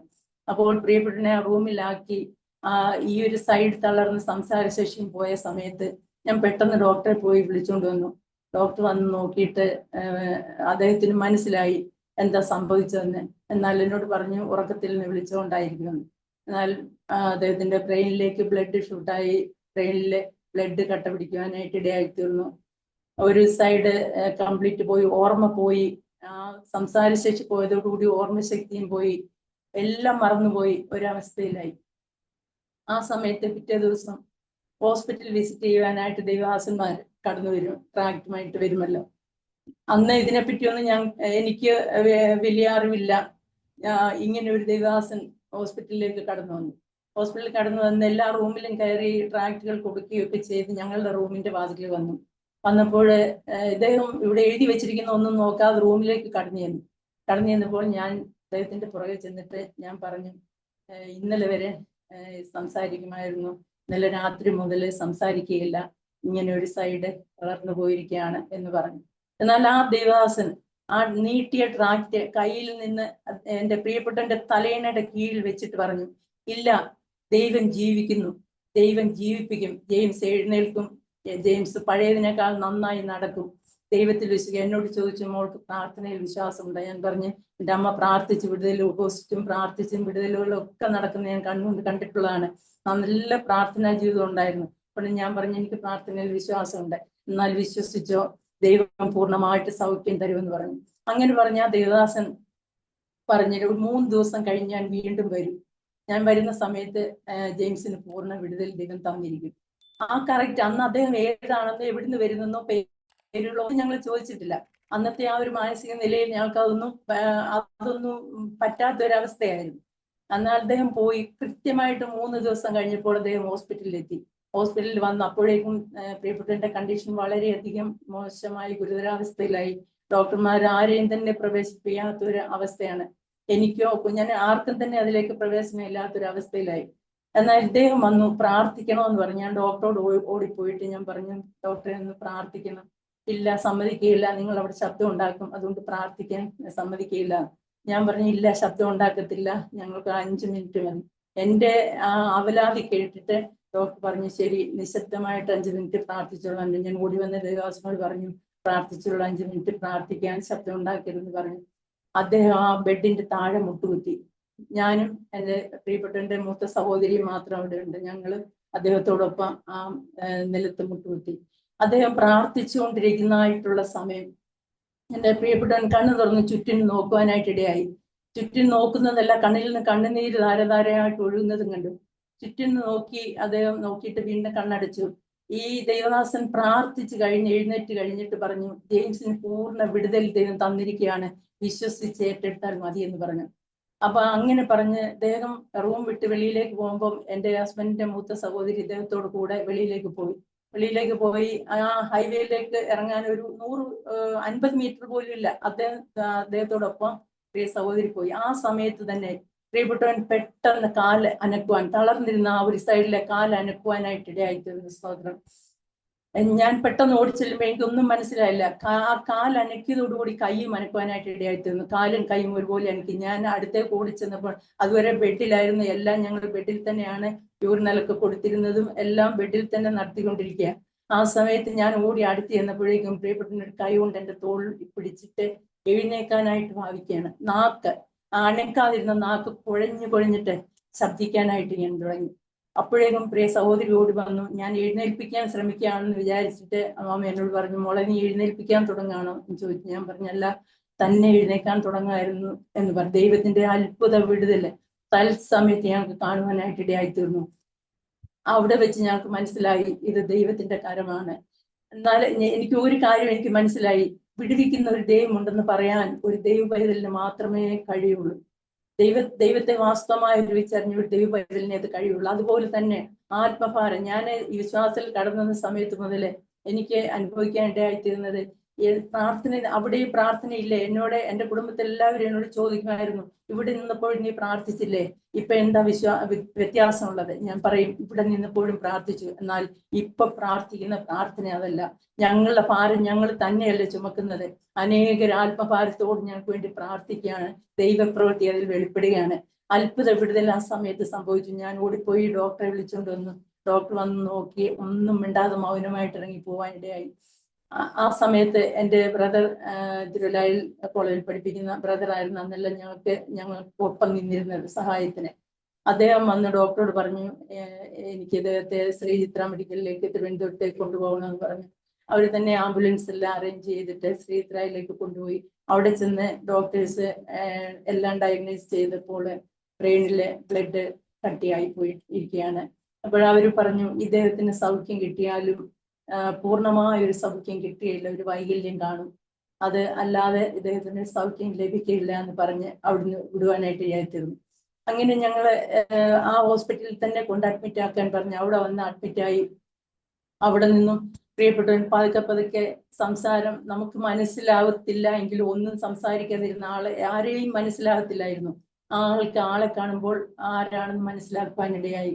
അതുപോലെ തന്നെ കാലും കൈയും ഒക്കെ അനക്കുവാനായിട്ട് ഇടയായിത്തീർന്നു. സംസാരിക്കുവാൻ നാക്ക് കുഴഞ്ഞ് സംസാരിക്കാൻ, വ്യക്തമായിട്ട് നമുക്ക് കേൾക്കാൻ പറ്റുന്നില്ല എങ്കിലും നാക്ക് കുഴഞ്ഞ് സംസാരിക്കുവാനായിട്ട് തുടങ്ങി. അവിടെ നിന്ന് ദൈവദാസന്മാർ, അപ്പോഴേക്കും എൻ്റെ ഞങ്ങളുടെ മൂത്ത സഹോദരി അവിടെ നിന്ന് ദേവദാസനെ, ആലപ്പുഴയാണ് അമ്മാമെ വാങ്ങിച്ചത് അയച്ചിരിക്കുന്നത്, അവിടെ നിന്ന് ദേവദാസനെ വരുത്തുവാനായിട്ട് ഇടയായി. അദ്ദേഹം വന്ന് എൻ്റെ പ്രിയപ്പെട്ടതിന് വേണ്ടി പ്രാർത്ഥിച്ചു, മടങ്ങിപ്പോയി. അന്നു മുതൽ പ്രാർത്ഥനയിൽ ഞങ്ങൾക്കൊരു വലിയ വിശ്വാസം, ദൈവമാണ് പ്രവർത്തിച്ച്. പ്രിയപ്പെട്ടവൻ ബോധമില്ലാതെ കിടന്ന അവസ്ഥയിൽ എന്നെ ഇതിൽ നിന്ന് വിടുവിച്ചാൽ ഞാൻ ദൈവത്തിനായിട്ട് ജീവിക്കുമെന്ന് എഴുതി കൊടുത്ത്, അത് പിന്നീട് അദ്ദേഹത്തിന് സൗഖ്യമായി കഴിഞ്ഞപ്പോൾ ഞങ്ങൾ ചോദിച്ചു, അതെന്താ അങ്ങനെ എഴുതി കൊടുത്ത്? അപ്പോൾ പറഞ്ഞു, എനിക്കൊരു അന്ന് അവിടെ കിടന്ന ഐസിയുയിൽ വെച്ച് എനിക്കൊരു ദർശനം ഉണ്ടായി. അത് അനേക ദീപം കത്തി നിൽക്കുന്ന ദീപങ്ങൾക്ക് നടുവിൽ ഒരാൾ നിന്നുകൊണ്ട് ഒരു കയ്യിൽ ഒരു പുസ്തകമുണ്ട്. അദ്ദേഹത്തിന്റെ മുഖത്തിന് നേരെ ചൂണ്ടിയിട്ട് ശക്തമായിട്ട് പറയുന്നു, മാനസാന്തരപ്പെടുക, മാനസാന്തരപ്പെടുക. അങ്ങനെ പറഞ്ഞ് ശക്തമായിട്ട് പറയുന്നതായിട്ട് കണ്ടു. അങ്ങനെയാണ് ഞാൻ കണ്ണു തുറന്നത്. കണ്ണു തുറന്ന് എങ്ങനെ എഴുതി കൊടുത്തതെന്ന് പറഞ്ഞു. ദൈവത്തിന്റെ പ്രവൃത്തിക്കായി സ്തോത്രം. അങ്ങനെ ഞങ്ങൾ ഭവനത്തിലേക്ക് കടന്നു വന്നു. അവിടെ മുതലാണ് ദൈവത്തിന്റെ, ഞാൻ എപ്പോഴും എല്ലാവരോടും പറയും, 1990 ഫെബ്രുവരി മാസം 11-ാം തീയതി രാത്രി 12 മണിക്കാണ് ദൈവത്തിന്റെ സ്നേഹത്തിന്റെ കരം ഞങ്ങളെ തേടി വന്നതെന്ന്. എല്ലാവരും എന്നോട് ചോദിക്കും, അത് ദൈവത്തിന്റെ സ്നേഹത്തിന്റെ കരമായിരുന്നോ എന്ന്. തീർച്ചയായിട്ടും എനിക്ക് പറയാൻ കഴിയും, അത് ദൈവത്തിന്റെ സ്നേഹത്തിന്റെ കരമായിരുന്നു. ഒരിക്കലും നശിപ്പിക്കുവാനല്ല, ഞങ്ങളെ നേടുവാനായിരുന്നു ദൈവം ആ സമയത്ത് എൻ്റെ പ്രിയപ്പെട്ടവൻ അത് അങ്ങനെ ഒരു അവസ്ഥ വരുത്തിയത്. ഒരിക്കലും ഞങ്ങളെ നശിപ്പിച്ച് കളയുവാനല്ലായിരുന്നു. പിന്നീടുള്ള ഞങ്ങളുടെ എക്സ്പീരിയൻസിൽ ഞങ്ങൾക്ക് മനസ്സിലാക്കുവാനായിട്ട് ഇടയായിത്തീർന്നു. അങ്ങനെ ഹോസ്പിറ്റലിൽ വന്നു, ഞങ്ങളവിടെ അഡ്മിറ്റായി. വീണ്ടും ഇങ്ങനെ ദിവസങ്ങൾ കടന്നുപോയി. എന്നാൽ ഒരു വലിയ കാര്യം ഇതിനെ ഉള്ളിൽ എനിക്ക് പറയുവാനുണ്ട്. അന്ന് വരെ പ്രിയപ്പെട്ടവൻ വീഴുന്ന ദിവസത്തിന് തലേ ദിവസം വരെ ഇവിടെ എൻ്റെ പ്രിയപ്പെട്ട ഇവിടെയുള്ളവരെല്ലാം വളരെ സ്നേഹത്തോടെ ഞങ്ങളോട് പെരുമാറിക്കൊണ്ടിരുന്നു. എന്നാൽ പ്രിയപ്പെട്ടവന്റെ കാര്യം ഡോക്ടർമാരെ സമയത്ത് എന്ത് സംഭവിക്കാമെന്നുള്ള ഒരു കാര്യമാണ് പറഞ്ഞിരുന്നത്. അത് അവർക്ക് വളരെയധികം മാനുഷികമായ നിലയിൽ അവർ ചിന്തിച്ചപ്പോൾ അവർക്കത് വളരെയധികം പ്രയാസമായിട്ട് തോന്നി. ഇനി ഞാനും കുഞ്ഞും അവർക്കൊരു ഭാരമായി തീരുമല്ലോ എന്നുള്ള ഒരു ചിന്ത അവരെ അലട്ടുവാനായിട്ട് തുടങ്ങി. വീട്ടിൽ വന്ന് കഴിഞ്ഞപ്പോൾ മുതൽ വല്ലാത്ത പ്രശ്നങ്ങള്. പ്രിയപ്പെട്ടവൻ കിടക്കയിൽ തന്നെയാണ്, എല്ലാം കിടക്കയിൽ തന്നെ ചെയ്യിപ്പിക്കണം, എല്ലാം അങ്ങനെയാണ് കഴിയുന്നത്. എന്നാൽ വീട്ടിനകത്ത് പ്രതിസന്ധികൾ ഏറി വരികയാണ്. അത് ഒരിക്കലും നിൽക്കാൻ പാടില്ലാത്ത രീതിയിലുള്ള പ്രതിസന്ധികൾ ജീവിതത്തിൽ എനിക്ക് കടന്നു വരാനായിട്ട് തുടങ്ങി. ആ സമയത്തെല്ലാം പ്രിയപ്പെട്ടവനോട് ഒന്നും പറയുവാനായിട്ട് കഴിയില്ല. ഒന്നും പ്രയാസമുള്ള ഒന്നും പറയരുതെന്ന് ഡോക്ടർമാർ പറഞ്ഞിട്ടുണ്ട്. അതുപോലെ ഹാർട്ടിന് വേരിയേഷൻ പെട്ടെന്ന് ഉണ്ടായിക്കൊണ്ടിരിക്കുന്നുണ്ട്. അതുകൊണ്ട് ഒന്നും പറയുവാനായിട്ട് കഴിയില്ല. എനിക്ക് പ്രതിസന്ധികൾ കൂടി വരുമ്പോൾ ഞാൻ കുഞ്ഞുമായിട്ട് ബാത്റൂമിൽ പോയിരുന്ന് കുറേ കരയും. ആ സമയത്ത് എന്ത് ചെയ്യണമെന്ന് എനിക്ക് അറിഞ്ഞുകൂടാ. അകത്തും പുറത്തും പീഡനം എന്ന് പറയുന്ന ഒരവസ്ഥ ഞാൻ ആ സമയങ്ങളിലെല്ലാം അനുഭവിക്കുകയായിരുന്നു, ആരോടും പറയാതെ. എന്നാൽ എൻ്റെ വിവാഹ സമയത്തും എൻ്റെ പിതാവ് ഇവിടെ ഇല്ല. ഈ സംഭവങ്ങളൊക്കെ നടക്കുമ്പോഴും പ്രിയപ്പെട്ടവൻ സൗഖ്യമില്ല എന്ന് മാത്രം. അന്നത്തെ കാലത്ത് പെട്ടെന്ന് ഓടി വരികയും പെട്ടെന്ന് ഒരു എഴുത്ത് കിട്ടാൻ പോലും 1 മാസമൊക്കെ എടുക്കുന്ന സമയങ്ങളിൽ. അപ്പോൾ അത് അങ്ങനെയുള്ള വിവരങ്ങളൊന്നും ഞാൻ ആരെയും, എൻ്റെ മാതാവ് വീട്ടിലുള്ള ഇവിടെ നടക്കുന്ന പ്രതിസന്ധികളൊന്നും ഞാൻ മാതാവിനെയും അറിയിക്കാറില്ല, ആരെയും അറിയിക്കാറില്ല. അങ്ങനെ ഞാൻ സഹിച്ചുകൊണ്ടിരുന്നു. പ്രിയപ്പെട്ടവന്റെ വിടുതല്, എങ്ങനെയെങ്കിലും പ്രിയപ്പെട്ടവന്റെ വിടുതൽ വേണം, അത് മാത്രമായിരുന്നു ദൈവസന്നിധിയിൽ പ്രാർത്ഥിച്ചുകൊണ്ടിരുന്നത്. എന്നെ സ്നേഹിക്കുന്നവരൊക്കെ എന്നോട് പറയുമായിരുന്നു, എന്നെ വിധവയാക്കരുത് എന്ന് മോള് ദൈവത്തോട് പ്രാർത്ഥിക്കാൻ. ഞാൻ ദൈവത്തോട് പ്രാർത്ഥിച്ചു, എൻ്റെ കുഞ്ഞിനെ അനാഥനാക്കരുത്, എന്നെ വിധവയുമാക്കരുത്. ഒരു 5 വയസ്സ് വരെ ഞാൻ അത്രയാന്ന് ദൈവത്തോട് ചോദിക്കാൻ എനിക്ക് അറിയത്തുള്ളായിരുന്നു. 5 വയസ്സ് എൻ്റെ കുഞ്ഞിനാകുന്നത് വരെ ദൈവം ദോഷമായിട്ട് എന്നോടൊന്നും ചെയ്യരുത്. അങ്ങനെ ഞാൻ ദൈവത്തോട് പ്രാർത്ഥിച്ചുകൊണ്ടിരുന്നു. ഭവനത്തിൽ വന്നു കഴിഞ്ഞപ്പോൾ ഭവനത്തിൽ നിൽക്കാൻ വയ്യാത്ത പ്രതിസന്ധി ആയി. എനിക്ക് ആ സമയത്ത് ആത്മഹത്യ ചെയ്യണമെന്നുള്ള ഒരു ഒറ്റ വിചാരം മാത്രമേ എൻ്റെ മനസ്സിലുള്ളൂ. ഞങ്ങൾ താമസിക്കുന്ന വീടിന്റെ നേരെ മുറ്റത്ത്, ഞങ്ങളുടെ മുറ്റം കഴിഞ്ഞാൽ അച്ചൻകോവിലാറാണ്, അച്ചൻകോവിലാറിന്റെ തീരത്താണ് ഞങ്ങൾ ഈ താമസിക്കുന്നത്. ഞാൻ ഒരു ദിവസം രാത്രി പ്രിയപ്പെട്ടനെ ടാബ്ലറ്റ് എല്ലാം കൊടുത്തു കഴിഞ്ഞാൽ നന്നായി അന്ന് ഉറങ്ങുന്ന ടാബ്ലറ്റുകളൊക്കെ കൊടുക്കുക. എല്ലാം കൊടുത്തു കഴിഞ്ഞിട്ട് ഞാൻ കുഞ്ഞിനെയും എടുത്തുകൊണ്ട് ഞാൻ നദിയുടെ തീരത്തോട് നടന്നു പോയി ഒരു 50 മീറ്റർ അകലേക്ക് നടന്നു. ഈ കുഞ്ഞുമായി ഞാൻ ഇനി ആത്മഹത്യ ചെയ്യും, ഞാനും കുഞ്ഞും ഇനി ആർക്കും ഒരു ഭാരമായി തീരുകയില്ല എന്ന് വിചാരിച്ച് ആത്മഹത്യക്ക് ഒരുങ്ങി ഞാൻ കുഞ്ഞുമായിട്ട് പോയി. അതുകൊണ്ട് ഒരു 50 മീറ്റർ, എനിക്കൊരു ഭയവുമില്ലാതെ രാത്രിയിൽ ഞാൻ ഇറങ്ങിപ്പോയി. ആ സമയത്ത് പെട്ടെന്ന് എൻ്റെ മനസ്സിൽ ഒരു വടംവലി. പ്രിയപ്പെട്ടവൻ കണ്ണ് തുറന്ന് നോക്കിയാൽ ഒന്നിനും കഴിവില്ലാതെ ഇരിക്കുന്ന സമയമാണ്. ആരെയും വിളിക്കാൻ ഒന്നിനും പറ്റില്ല, ആരെയും കാണാതിരുന്നാൽ പെട്ടെന്ന് എന്തെങ്കിലും സംഭവിച്ചാലോ എന്നുള്ള അതുകൊണ്ട് എൻ്റെ മനസ്സിനെ അലട്ടുവാൻ തന്നെ. എന്നാൽ അത് ദൈവത്തിന്റെ പരിശുദ്ധാത്മാവ അവിടെ നിന്ന് തടഞ്ഞെന്ന് എനിക്ക് പിന്നീട് വിശ്വാസ ജീവിതത്തിൽ വന്നപ്പോൾ തന്നെ എനിക്ക് അത് അറിയുവാനായിട്ട് ഇടയായിത്തീർന്ന്. ഭവനത്തിൽ നിന്ന് ഇറങ്ങി ഓടിപ്പോയ ആഗാറിനെ ദൈവം കണ്ട് തടഞ്ഞ്, നീ വീട്ടിലേക്ക് കടന്നു പോവുക, അബ്രഹാമിന്റെ വീട്ടിലേക്ക് കടന്നു പോവുക എന്ന് പറഞ്ഞ് തിരിച്ചയച്ച അതുപോലെ തന്നെ എന്നെ ദൈവത്തിന്റെ പരിശുദ്ധാത്മാവാണ് അന്ന് തടഞ്ഞത്. ഇല്ല എങ്കിൽ ഞാനും കുഞ്ഞും ആ സമയത്ത് തന്നെ ഈ ലോകത്തിൽ നിന്ന് മാറ്റപ്പെടും. അത് ഞാൻ തീരുമാനിച്ചുകൊണ്ട് കുഞ്ഞിനെ എടുത്തുകൊണ്ട് പോയത്. ഞാൻ പെട്ടെന്ന് തന്നെ മുൻപോട്ട് വെച്ച കാല് പെട്ടെന്ന് തന്നെ തിരിഞ്ഞു വരുവാനായിട്ട് ഇടയായിത്തീർന്നു. അന്ന് ഞാനൊരു തീരുമാനം എടുത്തിരുന്നു, എന്ന് പ്രിയപ്പെട്ടവൻ എഴുന്നേറ്റ് സ്വന്തം കാര്യങ്ങളൊക്കെ നോക്കുവാനായിട്ട് തുടങ്ങുമോ അന്ന് ഞാനും കുഞ്ഞും ഈ ലോകത്തിൽ നിന്ന് പോകും. ഇനി ഞാനും കുഞ്ഞും ആർക്കും ഭാരമാകില്ല. അങ്ങനെ ഒരു തീരുമാനത്തോടെ ഞാൻ ഭവനത്തിലേക്ക് വന്നു. ഭവനത്തിൽ വന്ന് ഇവിടുന്ന് പ്രിയപ്പെട്ടവന്റെ ട്രീറ്റ്മെന്റുകൾ ഇങ്ങനെ ശ്രീത്രായാലും ഇവിടെയുമായിട്ട് ഇങ്ങനെ തുടർന്നുകൊണ്ടിരുന്നു. ഭവനത്തിൽ വളരെ പ്രതിസന്ധികൾ രൂക്ഷമായി കൊണ്ടിരുന്നു. ആ സമയത്ത് എൻ്റെ ഹസ്ബൻഡിന്റെ മൂത്ത സഹോദരി ആലപ്പുഴയിൽ നിന്നും പ്രിയപ്പെട്ടനെ കാണുവാനായിട്ട് കടന്നു വന്നപ്പോൾ ഇവിടെ എനിക്ക് നേരിടേണ്ടി വരുന്ന ആ കഷ്ടങ്ങളും ഭാരങ്ങളും എല്ലാം കണ്ട് ഞങ്ങളെ ഇവിടെ നിന്ന് കൂട്ടിക്കൊണ്ട്, അന്ന് പ്രിയപ്പെട്ടനെ വണ്ടിയിൽ കയറ്റണമെങ്കിൽ പോലും വലിയ പ്രയാസമാണ്. ഞങ്ങളെ ഇവിടുന്ന് പ്രിയ സഹോദരി കൂട്ടിക്കൊണ്ട് ആലപ്പുഴയിലേക്ക് പോയി. എന്നെ കേൾക്കുന്ന പ്രിയപ്പെട്ടവരോട് ഞാൻ പറയട്ടെ, ഇത് ഒരു മനുഷ്യർ ചെയ്തതല്ല, ഇത് ദൈവം ചെയ്ത ഒരു പ്രവൃത്തിയാണ്. കാരണം ഇവിടെ മിസ്രൈമിൽ ഉണ്ടായിരുന്ന ഇസ്രായേൽ ജനത്തിന് ആ മിസ്രൈമിൽ ഒരു സോഫ്റ്റ് കോർണർ ലഭിച്ചിരുന്നെങ്കിൽ ഒരിക്കലും മോശ വന്ന് വിളിച്ചാലും അവരവിടെ നിന്ന് ഇറങ്ങത്തില്ല. ആ മിസ്രൈമിൽ നിന്ന് അവർക്ക് ഒരു രക്ഷ ഉണ്ടാകത്തില്ല. എന്നാൽ ഫറവോൻ അവരെ കഷ്ടപ്പെടുത്തിയതുകൊണ്ടും അവർക്ക് പീഡനങ്ങൾ അനുഭവിച്ചതുകൊണ്ടും മാത്രമാണ് മോശ വിളിച്ച് ഇറക്കിയപ്പോൾ അവർ ഇറങ്ങി വരാനായിട്ട് കാരണം. ഇവിടെയും അത് തന്നെയാണ് സംഭവിച്ചത്. ഞങ്ങളെ രക്ഷയിലേക്ക് കൊണ്ടുവരുവാന്, ഞങ്ങളെ ഈ നിത്യതയ്ക്ക് അവകാശികളാക്കുവാൻ, ഒരിക്കലും ഞങ്ങൾ ഇവിടെ നിന്നാൽ ഒരിക്കലും ഞങ്ങൾക്ക് രക്ഷിക്കപ്പെടുവാനോ ഞങ്ങൾക്ക് സ്നാനപ്പെടുവാനോ ഒന്നും കഴിയില്ല. ദൈവത്തിന് എല്ലാം മുന്നമേ അറിയുന്ന ദൈവത്തിന്റെ പദ്ധതിയായിരുന്നു ഇതെന്ന് എനിക്ക് മനസ്സിലായി. ആരെയും മാനുഷികമായിട്ട് ആരെയും നമുക്കതിൽ കുറ്റം പറയാൻ കഴിയില്ല. ഒരു രക്ഷയുടെ വഴി ദൈവം തുറന്നു വയ്ക്കുകയായിരുന്നു. അങ്ങനെ ഞാനും പ്രിയപ്പെട്ടനും കുഞ്ഞുമായിട്ട് പ്രിയ സഹോദരിയുടെ ഭവനത്തിലേക്ക് കടന്നുപോയി. അവിടെ ചെന്ന് കഴിഞ്ഞപ്പോൾ വളരെ മനസ്സിന് വളരെയധികം സമാധാനം, ആത്മീയ ആരാധന, ദൈവദാസന്മാരും ദൈവമക്കളും ഒക്കെ കടന്നു വന്ന് പ്രാർത്ഥിക്കുക, എല്ലാം ഞങ്ങൾക്ക് മനസ്സിന് വളരെയധികം സന്തോഷവും സമാധാനവും ഒക്കെ തരുവാനായിട്ട് തുടങ്ങി. പ്രിയപ്പെട്ടവനും വളരെയധികം സന്തോഷം മനസ്സിന് കിട്ടുവാനായിട്ട് തുടങ്ങി. അത് ശരീരത്തിലും പെട്ടെന്ന് പ്രതിഫലിക്കുവാൻ തുടങ്ങി. എന്നാൽ അവിടെ ആയിരുന്നപ്പോഴും ഇവിടെ നിന്നും അവിടേക്ക് വന്ന് അവിടെയും എന്നെ നിർത്താതെ വണ്ണം പീഡനങ്ങൾ അഴിച്ചുവിടുന്ന ഒരു അവസ്ഥ എൻ്റെ ജീവിതത്തിൽ ഉണ്ടായി. എന്നാൽ അവിടെയും തിരിച്ചു പോകാൻ എനിക്ക് ദൈവം മനസ്സ് തന്നില്ല. എങ്ങനെയും പ്രിയപ്പെട്ടനെ നേടണം എന്നുള്ള ഒരു മനസ്സുകൊണ്ട് അവിടെ നിന്നു. അങ്ങനെ ഞങ്ങൾ അവിടെ നിന്ന് പ്രിയപ്പെട്ടനെ എഴുന്നേറ്റ് രണ്ടുപേരുടെ സഹായത്തോടെ ഇങ്ങനെ എഴുന്നേറ്റ് നിൽക്കാം എന്നുള്ള ആ ഒരു ഇതായപ്പോൾ പ്രിയപ്പെട്ടവൻ പറഞ്ഞു, എനിക്ക് സ്നാനപ്പെടണം എന്ന് പറഞ്ഞു. അങ്ങനെ തീരുമാനത്തിലെത്തി. അപ്പോൾ എന്നോട് അന്ന് എല്ലാവരും പറഞ്ഞു, മോളിപ്പോൾ സ്നാനപ്പെടേണ്ട, വീട്ടുകാരോടൊക്കെ ചോദിച്ചിട്ട് മതി, ഇപ്പോൾ സ്നാനപ്പെടരുത്. ഞാൻ പറഞ്ഞു, ഒരിക്കലുമില്ല. എനിക്ക് എൻ്റെ പ്രിയപ്പെട്ടവന് ജീവൻ തിരിച്ചു നൽകിയ ദൈവത്തോടല്ലാതെ വേരോട് ആരോടും എനിക്കൊരു കടപ്പാടുമില്ല. അതൊക്കെ പൗലോസ് പറഞ്ഞതുപോലെ ഇതിലേക്ക് കടന്നു വരുമ്പോൾ ഞാൻ മാംസരക്തങ്ങളോടൊന്നും അനുവാദം ചോദിച്ചില്ല. അത് ഞാൻ ആരെയും അറിയിപ്പിച്ചതുമില്ല, ആരോടും പറഞ്ഞതുമില്ല. ഞാൻ പറഞ്ഞു, ഞാൻ ദൈവകൽപ്പന അനുസരിച്ച് കഴിഞ്ഞിട്ട് എല്ലാവരോടും പറയാം. അങ്ങനെ പ്രിയപ്പെട്ടവനോട് ചേർന്ന് തന്നെ 1990 ആഗസ്റ്റ് 14 ഞങ്ങൾക്ക് ആലപ്പുഴയിലെ ദൈവത്തിന്റെ കൽപ്പനയനുസരിക്കുവാൻ ഇടയായിത്തീർന്നു. 11 ഞങ്ങൾക്ക് രക്ഷിക്കപ്പെടുവാൻ ഇടയായി. 14 സ്നാനപ്പെടുവാനായിട്ടും ദൈവം ഇടയാക്കി. ആ സമയത്ത് ഞങ്ങളെ കുഞ്ഞിന് 1 വയസ്സ് കഴിഞ്ഞതേ ഉള്ളൂ, 1.5 വയസ്സാകാൻ പോകുന്നതേ ഉള്ളൂ. ആ സമയത്ത് ഞാൻ പറയട്ടെ, എൻ്റെ കുഞ്ഞിൻ്റെയും എല്ലാ കയ്യിലും കാലിലും ഒക്കെ ഉണ്ടായിരുന്ന എല്ലാം ഞാൻ ആഭരണങ്ങളും ഊരി. അപ്പോഴെല്ലാവരും പറഞ്ഞു, കുഞ്ഞ് അല്ലേ അതിന് കിടന്നത്. ഞാൻ പറഞ്ഞില്ല, അവൻ എൻ്റെ കുടുംബത്തിലെ അംഗമാണ്.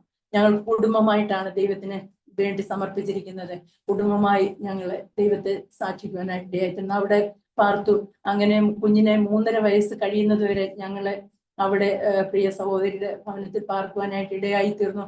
അവിടെ നിന്നും ആലപ്പുഴ മെഡിക്കൽ കോളേജ്, ശ്രീചിത്ര, ഇങ്ങനെ രണ്ടിടത്തുമായി പ്രിയപ്പെട്ടവൻ്റെതായ ആ ചികിത്സയും നടന്നുകൊണ്ടിരുന്നു. നമ്മുടെ മകന്റെ വിവാഹം കുറച്ച് ടെൻഷനായിരുന്നു. അപ്പോഴാണ് ഞങ്ങൾ aromamary.com രജിസ്റ്റർ ചെയ്തത്.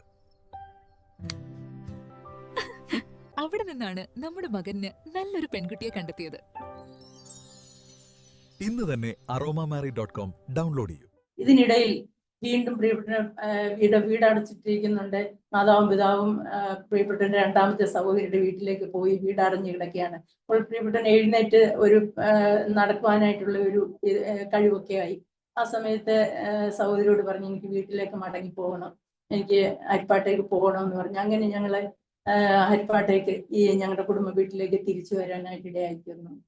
ഇവിടെ വന്നതിന് ശേഷം എരുതിയിൽ നിന്ന് വറച്ചട്ടിലേക്ക് എന്ന് പറയുന്ന അവസ്ഥയിലായി. പഴയതിനേക്കാൾ വളരെ ഭീകരമായി ഞങ്ങളുടെ അവസ്ഥ.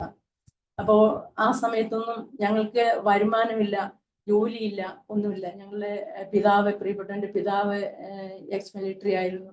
അപ്പോ അവരുടെ ആ ഒരു ഇതിൽ ചെലവില് നമ്മളിങ്ങനെ കഴിയുമ്പോൾ അവർക്ക് അത് വളരെയധികം ഭാരങ്ങളും പ്രയാസങ്ങളും ഒക്കെ ഉണ്ടായി.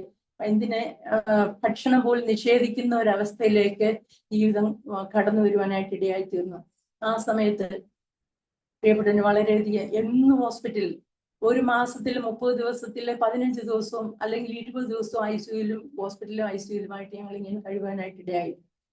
ആ സമയം അങ്ങനെ ഇരുന്നപ്പോഴാണ് ആലപ്പുഴ മെഡിക്കൽ ഏതാണ്ട് ഒരു നോർമൽ അവസ്ഥയിൽ അദ്ദേഹം നടക്കുവാനായിട്ടൊക്കെ തുടങ്ങിയ സമയത്ത് അദ്ദേഹം പറഞ്ഞു, എനിക്ക് ഇനിയും ജോലിക്ക് പോകണം എന്ന് ഡോക്ടറോട് പറയാൻ ഇടയായി തീർന്നു. ഒരു 3.5 വർഷം കഴിഞ്ഞപ്പോൾ. അപ്പോഴേ ഡോക്ടർ നന്നായിട്ട് സ്നേഹിക്കുന്ന ഒരു ഡോക്ടറായിരുന്നു. ഇപ്പോഴും അദ്ദേഹം വർക്ക് ചെയ്യുന്നുണ്ട്. കാണുമ്പോൾ പ്രിയപ്പെട്ടനെ കാണുമ്പോൾ ഇതൊരു മിറക്കിൾ മാനാണെന്ന് പറഞ്ഞ് എഴുന്നേറ്റ് നിൽക്കും. അദ്ദേഹത്തിന്റെ കണ്ണിൽ നിന്ന് കണ്ണുനീര് വരുന്ന എനിക്ക് കാണുവാൻ കഴിഞ്ഞിട്ടുണ്ട്. അദ്ദേഹം പറയും 4 പ്രാവശ്യം എൻ്റെ കയ്യിൽ നിന്ന് പോയതാണെന്ന്. 4 പ്രാവശ്യം 8 പ്രാവശ്യം ഇനി അറിയിക്കേണ്ടവരെ അറിയിച്ചുകൊള്ളുക. ഇനി മുമ്പോട്ടൊരു ജീവിതമില്ല എന്ന് ഡോക്ടർമാരും വൈദ്യശാസ്ത്രം വിധി എഴുതിയ അവസ്ഥയാണ് പ്രിയപ്പെട്ട ജീവിതത്തിൽ ഉണ്ടായത്. ഇതിന്റെ ഇടയിൽ തന്നെ എന്റെ ശരീരത്തിൽ 2-3 സർജറി കൂടെ അടിക്കടി എനിക്ക് അസ്വസ്ഥതകൾ ഉണ്ടാകുവാൻ തുടങ്ങി. 2-3 സർജറി എന്റെ ശരീരത്തിലും ഉണ്ടായി. എന്റെ ശരീരത്തിൽ നടത്തുവാൻ ഞങ്ങൾ 3 പേരും പരസ്പരം അറിയാതെ 3 ഹോസ്പിറ്റലിലായിട്ട് കഴിഞ്ഞ അവസ്ഥകൾ ഞങ്ങളുടെ ജീവിതത്തിലുണ്ട്. ആ സമയത്തൊക്കെ ദൈവം ഓരോരുത്തരെയും ഒരുക്കി ഞങ്ങളെ നോക്കുവാനും സംരക്ഷിക്കുവാനും ഓരോരുത്തരെയായി അവിടെയായി കരുതി. ഇവിടെ കടന്ന് വന്നു കഴിഞ്ഞപ്പോൾ ഡോക്ടർ പറഞ്ഞു, ഇനി നമുക്കൊരു TMT നടത്തി നോക്കാം. അതുവരെയും നടത്തിയ TMTകളെല്ലാം നെഗറ്റീവായിട്ടായിരുന്നു. അന്ന് TMT നടത്താമെന്ന് പറഞ്ഞ ആലപ്പുഴ മെഡിക്കൽ കോളേജിലേക്ക് പ്രിയപ്പെട്ടവന് ഞാൻ തനിയെ പോയി. ഏതാണ്ട് നോർമൽ അവസ്ഥയിലേക്ക് കടന്നു വന്നിരിക്കുകയാണ്. ആ സമയത്ത് ചെല്ലുമ്പോൾ TMTക്ക് കയറ്റി കുറെ സമയങ്ങൾ വെയിറ്റ് ചെയ്തിട്ടും അദ്ദേഹത്തെ വെളിയിലേക്ക് കാണുന്നില്ല. അതിനുശേഷം കയറ്റിയവരൊക്കെ വെളിയിൽ ഇറങ്ങി പോകുന്നതായിട്ട് കാണുന്നുണ്ട്. എന്നാൽ അല്പസമയം കഴിഞ്ഞപ്പോൾ ഡോക്ടർ, കാർഡിയോളജിയുടെ ഹെഡ് ഡോക്ടർ ഇറങ്ങി വന്നിട്ട് ചോദിച്ചു, ജെയിംസിന്റെ കൂടെ ആരാണുള്ളത്? അപ്പോൾ ഞാൻ ചെന്നു. എന്നോട് പറഞ്ഞു, ഞങ്ങളുടെ കയ്യിൽ നിന്ന് ആള് പോയി, അവർ ക്ലിനിക് ഡെത്ത് എന്ന് എഴുതി വെച്ചിരിക്കുകയാണ്. ആ TMTയുടെ സമയത്ത് അദ്ദേഹം കണ്ണുനീരിൽ തന്നെ വീഴുവാനായിട്ട് ഇടയായി തീർന്നു. ആ ലോഡ്, ആ വർക്ക് ലോഡ് താങ്ങാനുള്ള ആ ഒരു കപ്പാസിറ്റി ഹാർട്ടിനില്ലാതെ ഹാർട്ട് നിന്നുപോയി. അവരെ ഡോക്ടർമാരെ ഷോക്ക്, 2 ഷോക്ക് DC ഷോക്ക് നേരിട്ട് കൊടുത്തു. ഒരനക്കവും അദ്ദേഹത്തിന് ലഭിച്ചില്ല. ഏതാണ്ട് ഒരു 1/2 മണിക്കൂർ ആലപ്പുഴ മെഡിക്കൽ കോളേജിൽ മരിച്ചു കിടന്ന അവസ്ഥയിൽ, അവർ ക്ലിനിക് ഡെത്ത് എന്ന് പറഞ്ഞ അവസ്ഥയിൽ എൻ്റെ പ്രിയപ്പെട്ടവൻ കിടക്കുവാനായിട്ട് ഇടയായി തീർന്നു. ഞാൻ കയറി ചെല്ലുമ്പോൾ എനിക്കൊന്ന് കാണുവാൻ കഴിയുമോ എന്ന് ചോദിച്ചപ്പോൾ കയറി കണ്ടുകൊള്ളുക എന്ന് പറഞ്ഞു. കയറി ചെല്ലുമ്പോൾ ആളറിയാത്ത വിധത്തിൽ അവർക്ക് ചെയ്യാവുന്നതെല്ലാം അവർ ചെയ്തിട്ടിരിക്കുകയാണ്. വെയിനൊക്കെ കട്ട് ചെയ്ത് ഇഞ്ചക്ഷൻ കയറ്റുവാനും ഒക്കെ അവർ തയ്യാറായി നിൽക്കുന്ന ഒരു സമയം.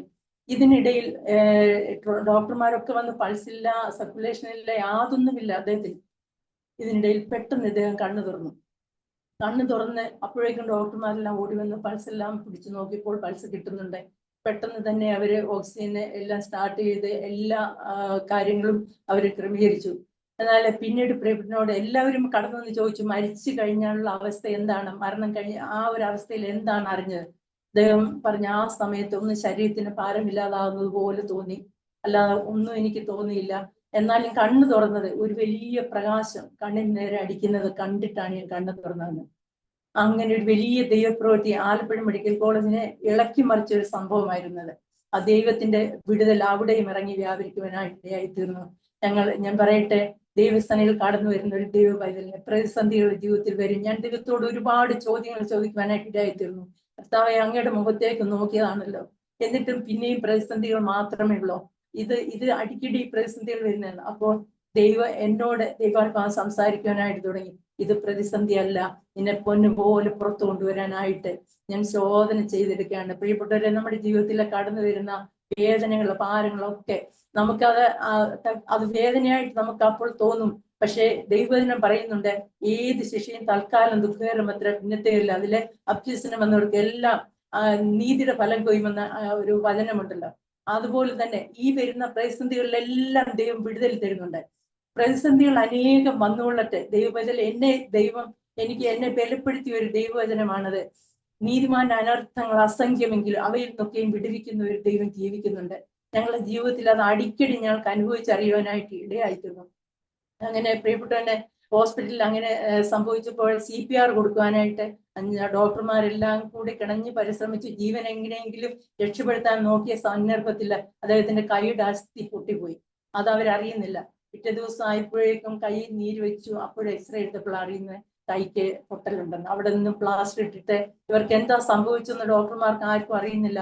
അദ്ദേഹത്തെ ട്രീറ്റ് ചെയ്തുകൊണ്ടിരുന്ന ഡോക്ടർക്ക് പെട്ടെന്ന് BP വേരിയേഷനായി അദ്ദേഹത്തെ മറ്റൊരു ഡോക്ടർ വന്നിരുന്ന് ട്രീറ്റ് ചെയ്യുകയാണ്.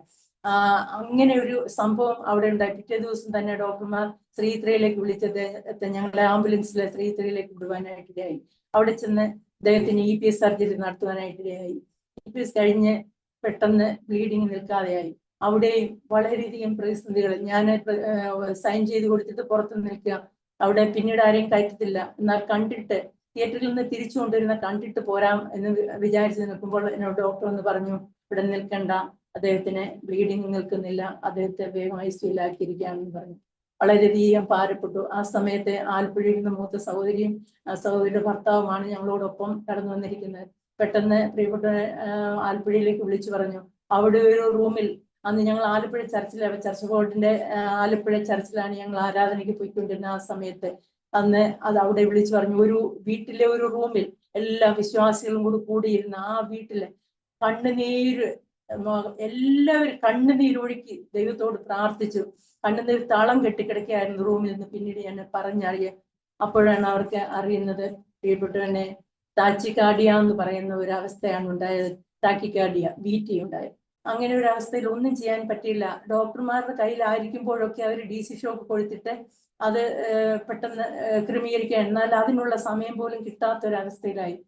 മെഡിസിൻ സ്റ്റാർട്ട് ചെയ്തിട്ട് മെഡിസിനിൽ ഒന്നും നിൽക്കുന്നില്ല. 2 വർഷം വരെ മെഡിസിനിൽ കൂടി പോകാമെന്ന് വിചാരിച്ച് മെഡിസിൻ കഴിക്കുമ്പോഴും അങ്ങനെ VT ഉണ്ടായിക്കൊണ്ടേയിരുന്നു. അങ്ങനെ ഞങ്ങൾ സ്ഥിരം ഹോസ്പിറ്റലിന്റെ ICUവിൽ നിന്ന് മാറാത്തൊരവസ്ഥ ഞങ്ങളുടെ ജീവിതത്തിലായി. എന്നാലും അവിടെ ഒരു ദിവസം ഡോക്ടർ എന്നെ വിളിച്ചിട്ടും എന്നോട് പറഞ്ഞു, കാർഡിയോളജിയുടെ ഹെഡ് എന്നെ വിളിച്ചിട്ട് പറഞ്ഞു, ഞാനും അന്ന് ചെറിയ പ്രായത്തിലാണല്ലോ, എന്നോട് വിളിച്ചിട്ട് പറഞ്ഞു, കുട്ടി നിങ്ങളുടെ ഹസ്ബൻഡിന് ഏത് സമയം എന്ത് സംഭവിക്കും, നിങ്ങളോട് പറഞ്ഞിട്ടുണ്ടോ?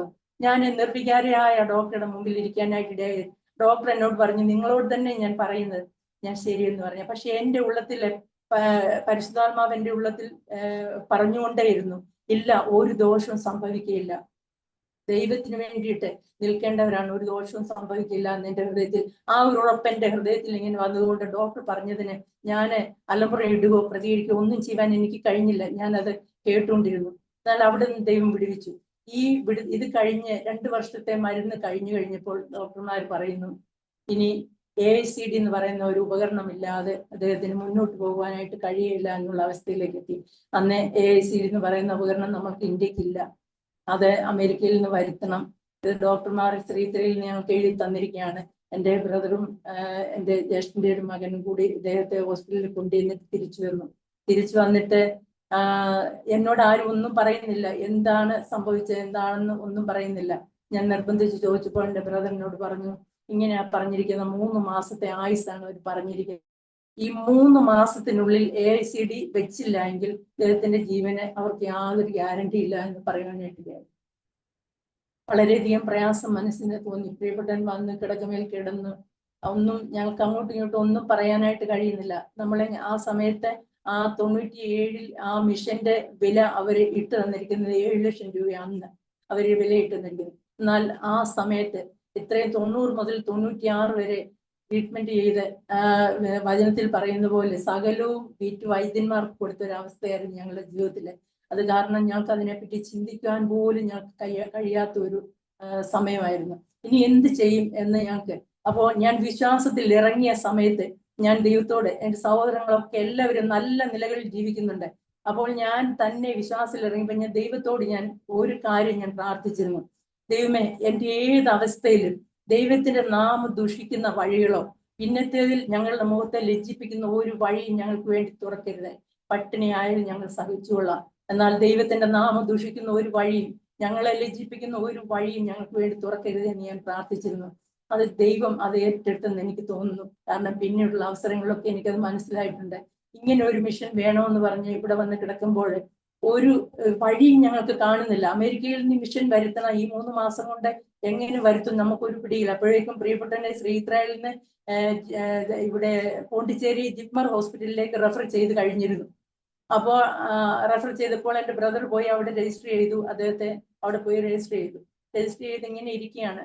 അപ്പോൾ മിഷൻ വരണമെങ്കിൽ നമ്മൾ അതിന് മുൻകൈ എടുക്കണം. ഞങ്ങൾക്കൊന്നും പറ്റാത്തൊരവസ്ഥ. അപ്പോൾ അങ്ങനെ കിടന്നപ്പോൾ പ്രിയപ്പെട്ടവന്റെ മനസ്സിൽ ഒരു ദൈവവചനം ദൈവം കൊടുത്തു. സ്വർഗത്തിലെ ദൈവം ഞങ്ങൾക്ക് കാര്യം സാധിപ്പിക്കും. സ്തോത്രം. ആ ഒരു വചനം ഉള്ളത്തിൽ കൊടുത്തു. അത് എന്നെ വിളിച്ചിട്ട് ഇപ്രകാരം പറഞ്ഞു, എന്റെ മനസ്സിൽ ഇങ്ങനെ ഒരു വചനം ദൈവം തന്നിരിക്കുന്നു, സ്വർഗത്തിലെ ദൈവം ഞങ്ങൾക്ക് കാര്യം സാധിപ്പിക്കും. ഞാൻ പെട്ടെന്ന് അത് പുസ്തകം തപ്പിയെടുത്ത് നെഹമ്യാവിന്റെ പുസ്തകത്തിലെ ഞാൻ ആ വാക്യം കണ്ടു. അത് വലിയൊരു കാർഡ്ബോർഡിൽ ഞങ്ങൾ എഴുതിയിട്ട് ഞങ്ങൾ കിടക്കുന്ന കട്ടിലിന്റെ ആ തലയ്ക്കൽ വെച്ചു, തലയ്ക്കൽ തൂക്കിയിട്ടു. എഴുന്നേൽക്കുമ്പോഴും കിടക്കുമ്പോഴും എല്ലാം അതിലേക്ക് നോക്കി കൈ ഉയർത്തി പ്രാർത്ഥിക്കാനായിട്ട് തുടങ്ങി. സ്വർഗത്തിലെ ദൈവം ഞങ്ങൾക്ക് കാര്യം സാധിപ്പിക്കും. ഒരു വഴിയും മുൻപിലില്ല. പ്രിയപ്പെട്ടവരെ, ഞാൻ പറയട്ടെ, ശൂന്യതയിൽ നിന്ന് പണിഞ്ഞു കൊണ്ടുവരുന്ന ഒരു ദൈവമാണ് നമ്മുടെ ദൈവം. ഇല്ലായ്മയിൽ നിന്നുള്ളതുപോലെ വിളിച്ചു വരുത്താൻ കഴിവുള്ള ഒരു ദൈവത്തെയാണ് നാം സേവിക്കുന്നത്. അത് നമുക്ക് അറിയണമെങ്കിൽ നമ്മുടെ അനുഭവത്തിൽ തന്നെ നമുക്കത് പഠിച്ചെങ്കിൽ മാത്രമേ നമുക്ക് അറിയാൻ കഴിയുള്ളൂ. നമുക്ക് ദാരിദ്ര്യം വരാതെ സമ്പന്നനാക്കുന്ന ഒരു ദൈവത്തെ മനസ്സിലാക്കാൻ കഴിയില്ല. രോഗം വരാതെ സൗഖ്യമാക്കുന്ന ഒരു ദൈവത്തെ നമുക്ക് എങ്ങനെ മനസ്സിലാക്കാൻ കഴിയും? നമുക്ക് രുചിച്ചറിയണമെങ്കിൽ ദൈവത്തെ നമുക്ക് അനുഭവിച്ചറിയണം. അത് അനുഭവിച്ചറിയുമ്പോഴാണ് ഒരു ദൈവത്തിന്റെ ജീവിതത്തിൽ ദൈവം എത്ര വലിയ കാര്യങ്ങളാണ് ചെയ്യുന്നത് അറിയാൻ കഴിയുന്നത്. ഇവിടെ വന്ന് ഞങ്ങൾ ഇങ്ങനെ പ്രയാസപ്പെട്ട് ഇങ്ങനെ ഇരിക്കുന്ന സമയം, എൻ്റെ കുഞ്ഞ് ചെറിയ പ്രായം, കൊച്ചു കുഞ്ഞ്, അവൻ ചെറിയ ക്ലാസ്സിൽ 1ാം ക്ലാസ്സിൽ പഠിക്കുന്ന സമയമാണ്.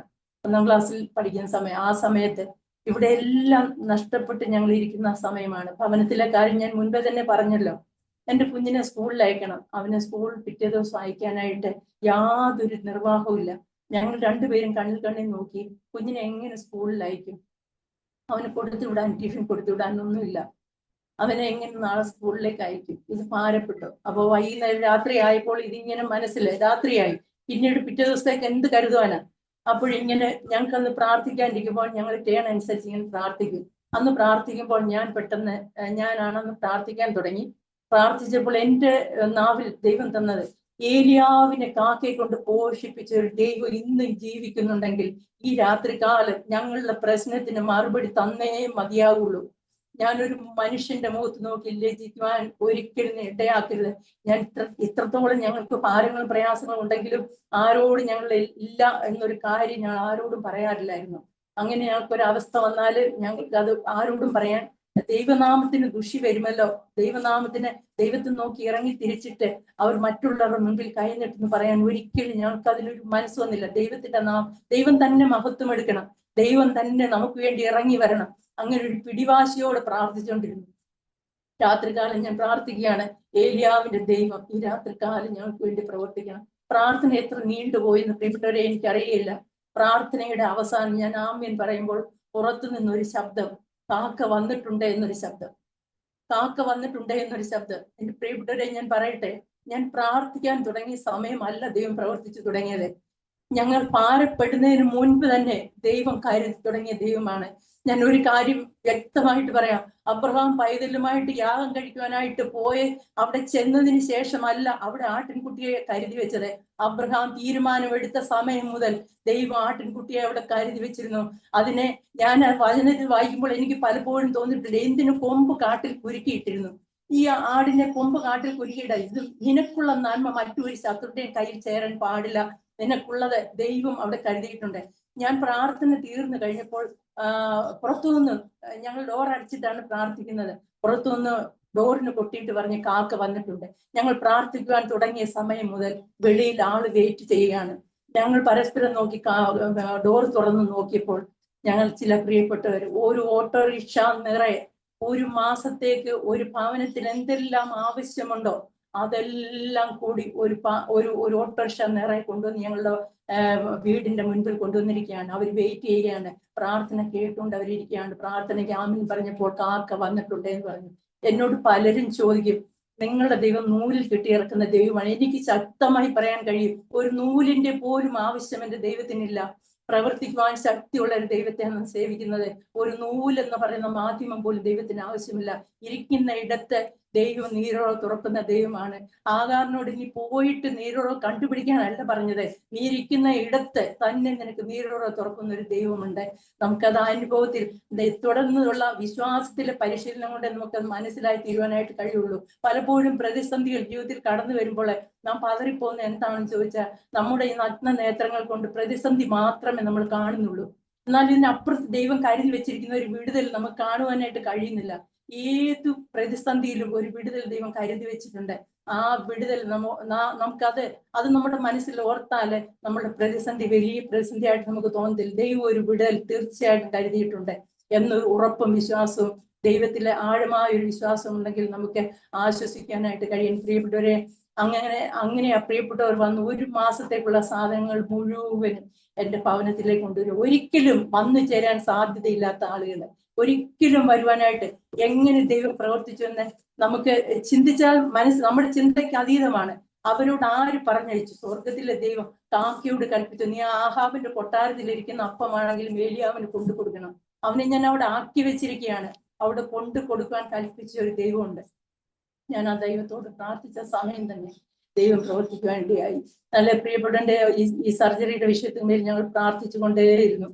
പലയിടത്തുനിന്നും പല ഓഫറുകളും വരുവാനായിട്ട് ഇടയായി തീർന്നു. ഞങ്ങൾ വേണ്ടെന്ന് വെച്ച് പോയ സ്ഥാനങ്ങളിൽ നിന്നൊക്കെ ഓഫറുകൾ വരുവാനിടയായി. എന്നാൽ ഞങ്ങൾ ദൈവസന്നിധിയിൽ പ്രാർത്ഥിച്ചു, അതൊന്നും വേണ്ടാന്ന് ഞങ്ങൾക്ക് വയ്ക്കുവാനായിട്ട് ഇടയായി തീർന്നു. എന്നാൽ ഞങ്ങൾക്കൊരു വരുമാന സർട്ടിഫിക്കറ്റിന്റെ ആവശ്യം വന്നപ്പോൾ ഞങ്ങളുടെ വില്ലേജ് ഓഫീസിലേക്ക് കടന്നുപോയി. ആ സമയത്ത് ഇരുന്ന വില്ലേജ് ഓഫീസർ, അന്നിരുന്ന അസിസ്റ്റന്റ് വില്ലേജ് ഓഫീസർ എൻ്റെ പ്രിയപ്പെട്ടവന്റെ ഒരു കൂട്ടുകാരനാണ്. വിവരങ്ങളൊക്കെ അദ്ദേഹത്തിന് അറിയാം. അപ്പോൾ അദ്ദേഹം വില്ലേജ് ഓഫീസറോട് പറഞ്ഞു, എൻ്റെ ഫ്രണ്ടാണ്, ഇങ്ങനെ ഒരു ആവശ്യമായി എങ്ങനെയെങ്കിലും സഹായിക്കാൻ നമ്മൾക്ക് പറ്റുമോ?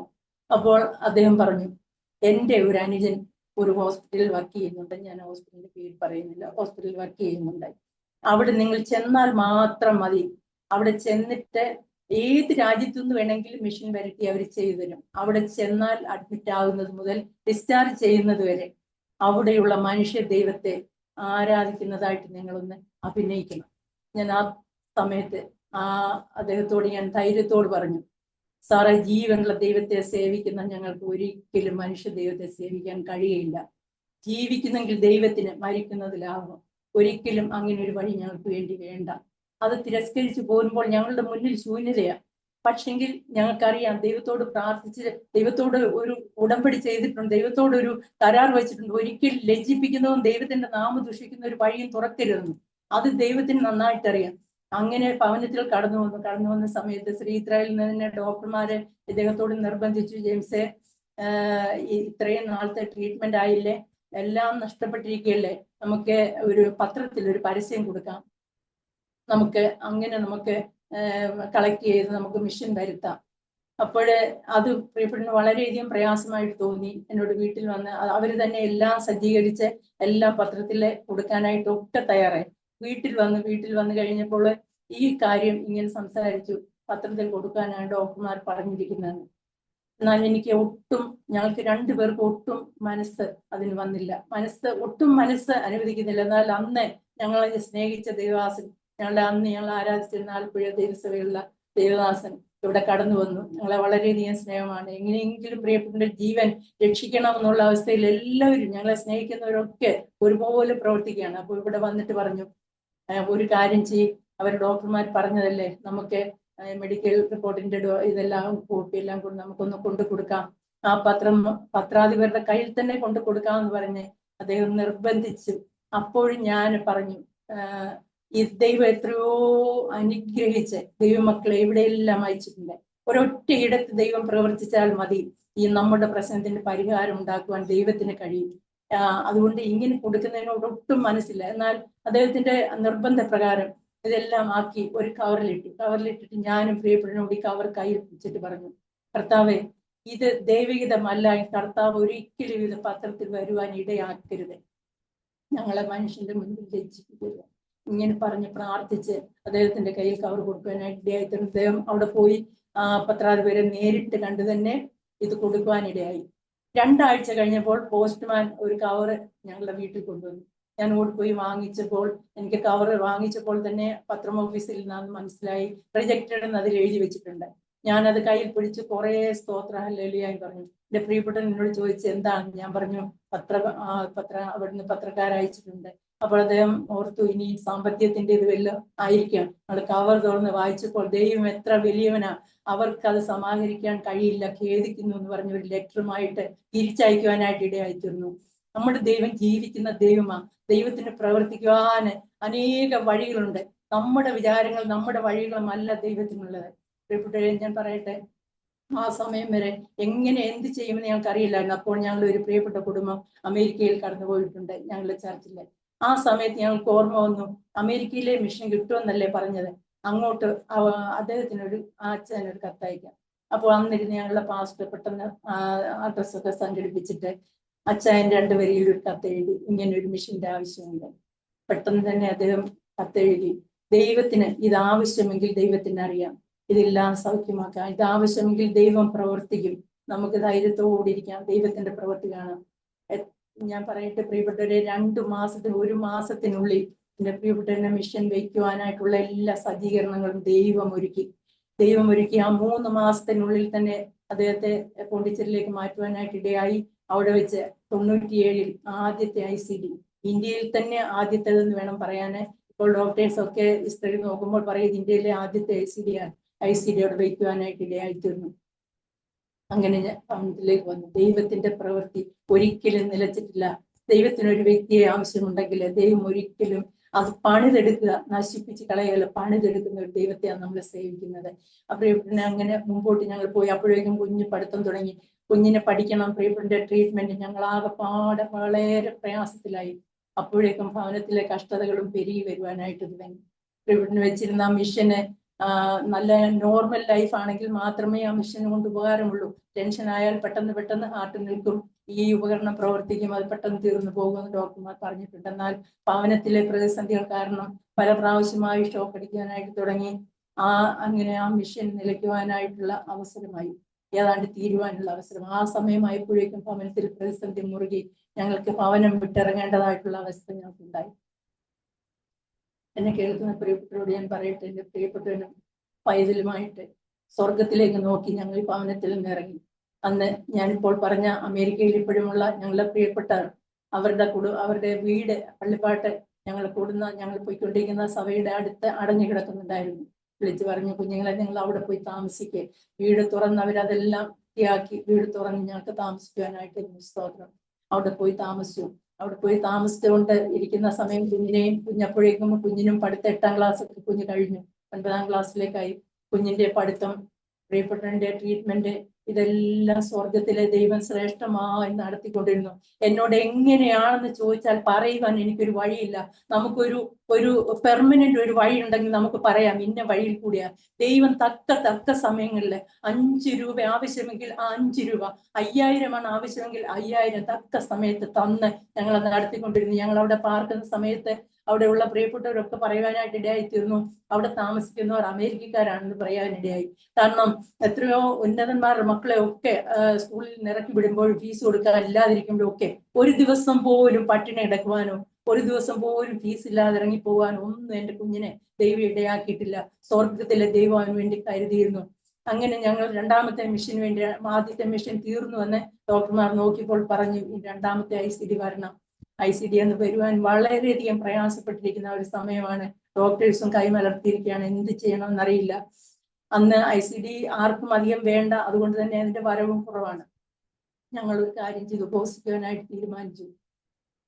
പ്രിയപ്പെട്ടനെ നോക്കുന്ന ഡോക്ടർമാർ പറഞ്ഞിട്ടുണ്ട്, ഉപവസിക്കരുത്, യാതൊന്നും അങ്ങനെയുള്ള ആക്ടിവിറ്റീസ് ഒന്നും വേണ്ട. നന്നായിട്ട് സ്നേഹിക്കുന്ന ഒരു ഡോക്ടർ പ്രിയപ്പെട്ടവനോട് പറഞ്ഞ അഭ്യാസങ്ങളൊന്നും എടുക്കരുത്. അദ്ദേഹത്തിന്റെ സ്നേഹം കൊണ്ട് പറഞ്ഞാണ് ഉപവസിക്കരുത് എന്ന്.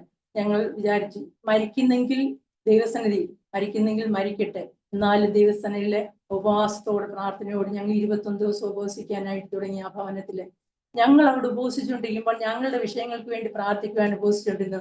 ഞാൻ പ്രിയപ്പെട്ടവരോട് പറയട്ടെ, അനേക പ്രിയപ്പെട്ടവര് പല വിഷയങ്ങളുമായിട്ട് ഞങ്ങളുടെ അടുത്ത് വന്ന് പ്രാർത്ഥിക്കുന്ന എല്ലാവർക്കും വിടുതൽ സംഭവിക്കാനായിട്ട് തുടങ്ങി. സംസാരിക്കാത്തൊരു കുഞ്ഞ്, മുട്ടിലിഴിയുന്ന ഒരു കുഞ്ഞ്, പെട്ടെന്ന് അവന് 8 വയസ്സുള്ള ഒരു കുഞ്ഞ് മുട്ടിലെഴുക, പെട്ടെന്ന് അവന് കാലും കൈ വെച്ചിട്ട് ഇഴഞ്ഞ് നടക്കുക. അതിനെയൊക്കെ അവിടെ കൊണ്ടുവന്ന് ഞങ്ങൾ പ്രാർത്ഥിക്കുന്ന സമയത്ത് ദൈവം അവരുടെ മേലൊക്കെ പ്രവർത്തിച്ചു. ഒത്തിരി വിടുതലുകൾ ആ വീട്ടിൽ ഞങ്ങൾ കാണുവാൻ ഒരുപാട് സഹോദരങ്ങള്, ഞങ്ങൾ സഭാവ്യത്യാസം കൂടാതെ ഒരുപാട് പേര്. ഹെപ്പറ്റൈറ്റിസ് ബി വന്നിട്ട് ഒരു സഹോദരൻ അവിടെ വന്നു, എല്ലാ റിപ്പോർട്ടുകളും വിദേശത്ത് പോകാനായിട്ട് തടസ്സമായി. അന്ന് ഞങ്ങൾ പ്രാർത്ഥിക്കുന്നിടത്ത് കൊണ്ടുവന്നു. ഞങ്ങൾ അവരോട് പറയും, ഞങ്ങളുടെ കയ്യിൽ ഒന്നുമില്ല, ഞങ്ങളുടെ വിഷയങ്ങൾക്ക് വേണ്ടി പ്രാർത്ഥിക്കാം, നിങ്ങൾക്കും ചേരാം, നിങ്ങളുടെ വിഷയങ്ങളിലും ദൈവം പ്രവർത്തിക്കും. അത് പൂർണ്ണമായിട്ട് മാറി അദ്ദേഹത്തിന് വിദേശത്ത് പോകാനായിട്ട് ഇടയായി തീർന്നു. ആത്മഹത്യക്ക് ഒരുങ്ങിയിരുന്ന 2-3 ജീവിതങ്ങളെ ഞങ്ങളുടെ പ്രാർത്ഥനയിൽ അതെല്ലാം പെന്തക്കോസ്ത് വിശ്വാസികളല്ല പ്രിയപ്പെട്ടവരെ, മറ്റ് സഭാംഗങ്ങളെ അവിടെ വന്ന് വിടുതലെടുക്കുവാനായിട്ട് ഇടയായി. അങ്ങനെ ഞങ്ങളുടെ ഉപവാസം ഇങ്ങനെ മുന്നോട്ട് പോയിക്കൊണ്ടിരിക്കുക. ഞങ്ങൾക്ക് അന്ന് ഞങ്ങൾ താമസിക്കുന്നതിന് അടുത്തുള്ള ഒരു കടയുണ്ട്. അവിടെ നിന്നാണ് ഞങ്ങൾ സാധനങ്ങളൊക്കെ വാങ്ങുന്നത്. അത് ഞങ്ങൾ പൈസ കയ്യിൽ കിട്ടുമ്പോൾ കൊണ്ടു കൊടുക്കും. അവിടെ നിന്ന് കടം സാധനങ്ങൾ വാങ്ങിക്കും. അങ്ങനെ ഞങ്ങൾ വാങ്ങിച്ചുകൊണ്ടിരിക്കുന്ന സമയത്ത് ഞങ്ങൾ ഉപവസിച്ചുകൊണ്ടിരിക്കുന്നത്. ആ സമയത്ത് അന്ന് ഒന്നും വീട്ടിൽ ഇല്ലാത്തൊരവസ്ഥ. ആ സമയത്ത് ഞങ്ങൾക്കൊരു അല്പം ചായ ഇട്ട് കുടിക്കണമെങ്കിൽ അതിന് പോലും ഒന്നും അവിടെ ഇല്ല. ഞാൻ പ്രിയപ്പെട്ടവനോട് പറഞ്ഞു, ആ കടയിൽ പോയിട്ട് ചായക്കുള്ള എന്തെങ്കിലും സാധനം വാങ്ങിക്കൊണ്ട് പോവാ, നമുക്ക് വെള്ളം കുടിക്കാമല്ലോ എന്ന് പറഞ്ഞു. അവൻ പ്രിയപ്പെട്ടവൻ പറഞ്ഞില്ല, ഞാൻ പോവുകയില്ല, ഇനി അത് പൈസ കൊടുക്കാതെ പോകാൻ എനിക്ക് ബുദ്ധിമുട്ടാണ്. ഇല്ല, ഞാൻ പറഞ്ഞു, ഈ പ്രാവശ്യം കൂടെ ഒന്ന് പോയിട്ട് വാ. അങ്ങനെ പ്രിയപ്പെട്ടവൻ ആ വീടിന്റെ ഗേറ്റ് തുറന്ന് ഇറങ്ങിപ്പോയി, ഗേറ്റ് ചാരി. ഞാനവിടെ അടുക്കളയിൽ എന്തോ ചെയ്തുകൊണ്ട് നിൽക്കുമ്പോൾ ഒരു ബൈക്ക് വന്നിട്ട് ആ ചാരി ഇട്ടിരുന്ന ഗേറ്റ് ബൈക്ക് കൊണ്ട് തന്നെ തെള്ളി തുറന്ന് അകത്തേക്ക് വരുവാനായിട്ട് ഞാൻ അവിടെ നിന്ന് നോക്കിയപ്പോൾ എനിക്കൊരു നീരസം തോന്നി. ഇതാരെ ഈ ബൈക്ക് കൊണ്ട് തന്നെ ഈ ഗേറ്റ് തള്ളി തുറന്നിട്ട് വരുന്നതെന്ന്. ഞാൻ പെട്ടെന്ന് ചെന്നു, അദ്ദേഹം കോളിംഗ് ബെല്ല് അടിച്ചു. ഞാൻ ചെന്ന് നോക്കിയപ്പോൾ പ്രായമുള്ള ഒരു ദേവദാസനാണെന്ന് എനിക്ക് മനസ്സിലായി. കണ്ടപ്പോൾ ദേവദാസനാണെന്ന് എനിക്ക് മനസ്സിലായി. അകത്തേക്ക് കയറി വരാമെന്ന് പറഞ്ഞ് കയറി വന്നു. എന്നെ അറിയുമോ എന്ന് ചോദിച്ചു. ഞാൻ പറഞ്ഞില്ല, അറിയത്തില്ല, ഒരു ദേവദാസനാണെന്ന് എനിക്ക് മനസ്സിലായി. അദ്ദേഹം അവിടെ ഇരുന്നു. അപ്പോഴേക്കും പ്രിയപ്പെട്ടവൻ വന്നു. പ്രിയപ്പെട്ടവൻ വന്ന് ഞങ്ങൾ പ്രാർത്ഥിക്കാമെന്ന് പറഞ്ഞ് അദ്ദേഹം എഴുന്നേറ്റു. അദ്ദേഹം എഴുന്നേറ്റ് പ്രാർത്ഥിക്കാൻ നിന്നപ്പോൾ ഞങ്ങൾ രണ്ടുപേരും ഞങ്ങൾ പരസ്പരം നോക്കിയ പ്രായമുള്ള ഒരു ദേവദാസന വന്നിരിക്കുന്നത്. പ്രാർത്ഥിച്ചു പോകുമ്പോൾ അദ്ദേഹത്തിന് എന്തെങ്കിലും ഒന്ന് കൊടുക്കണ്ടേ, നമ്മൾ എന്ത് ചെയ്യും? അങ്ങനെ ഞങ്ങൾ ഭാരപ്പെട്ട് പരസ്പരം നോക്കി പ്രാർത്ഥിക്കുന്ന സമയത്ത് പ്രാർത്ഥന കഴിഞ്ഞപ്പോൾ ഈ ദേവദാസന് പോക്കറ്റിൽ നിന്ന് ഒരു കവർ എടുത്ത് എൻ്റെ പ്രിയപ്പെട്ടവന്റെ പോക്കറ്റിലേക്ക് ഇടാനായി. അദ്ദേഹം പറഞ്ഞു, അരുത ദേവദാസനെ, അത് ചെയ്യരുത്. അപ്പോൾ പറഞ്ഞു, ഇല്ല, ദൈവാത്മാവ് എന്നെ ഓടിച്ചു കൊണ്ടുവന്നിരിക്കുക ഇവിടെ. അദ്ദേഹം ഒരു 4 കിലോമീറ്റർ അപ്പുറത്ത് ഒരു വീട്ടിൽ വന്നതാണ്.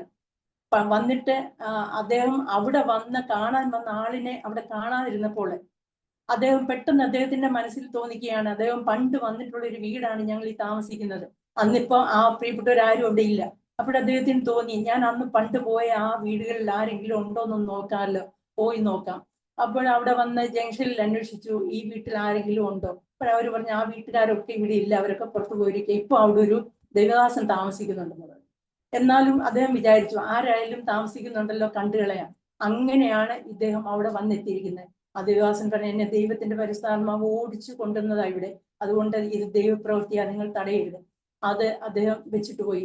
ഞാൻ പറയട്ടെ, അദ്ദേഹം പോയി കഴിഞ്ഞ കവർ തുറന്നു നോക്കിയപ്പോൾ ഞങ്ങൾ എത്ര പൈസ ആ കടയിൽ കൊടുക്കാനുണ്ടോ അത്രയും പൈസ മാത്രം ആ കവറിനകത്തുണ്ടായിരുന്നു. ദൈവത്തിന് മഹത്വം.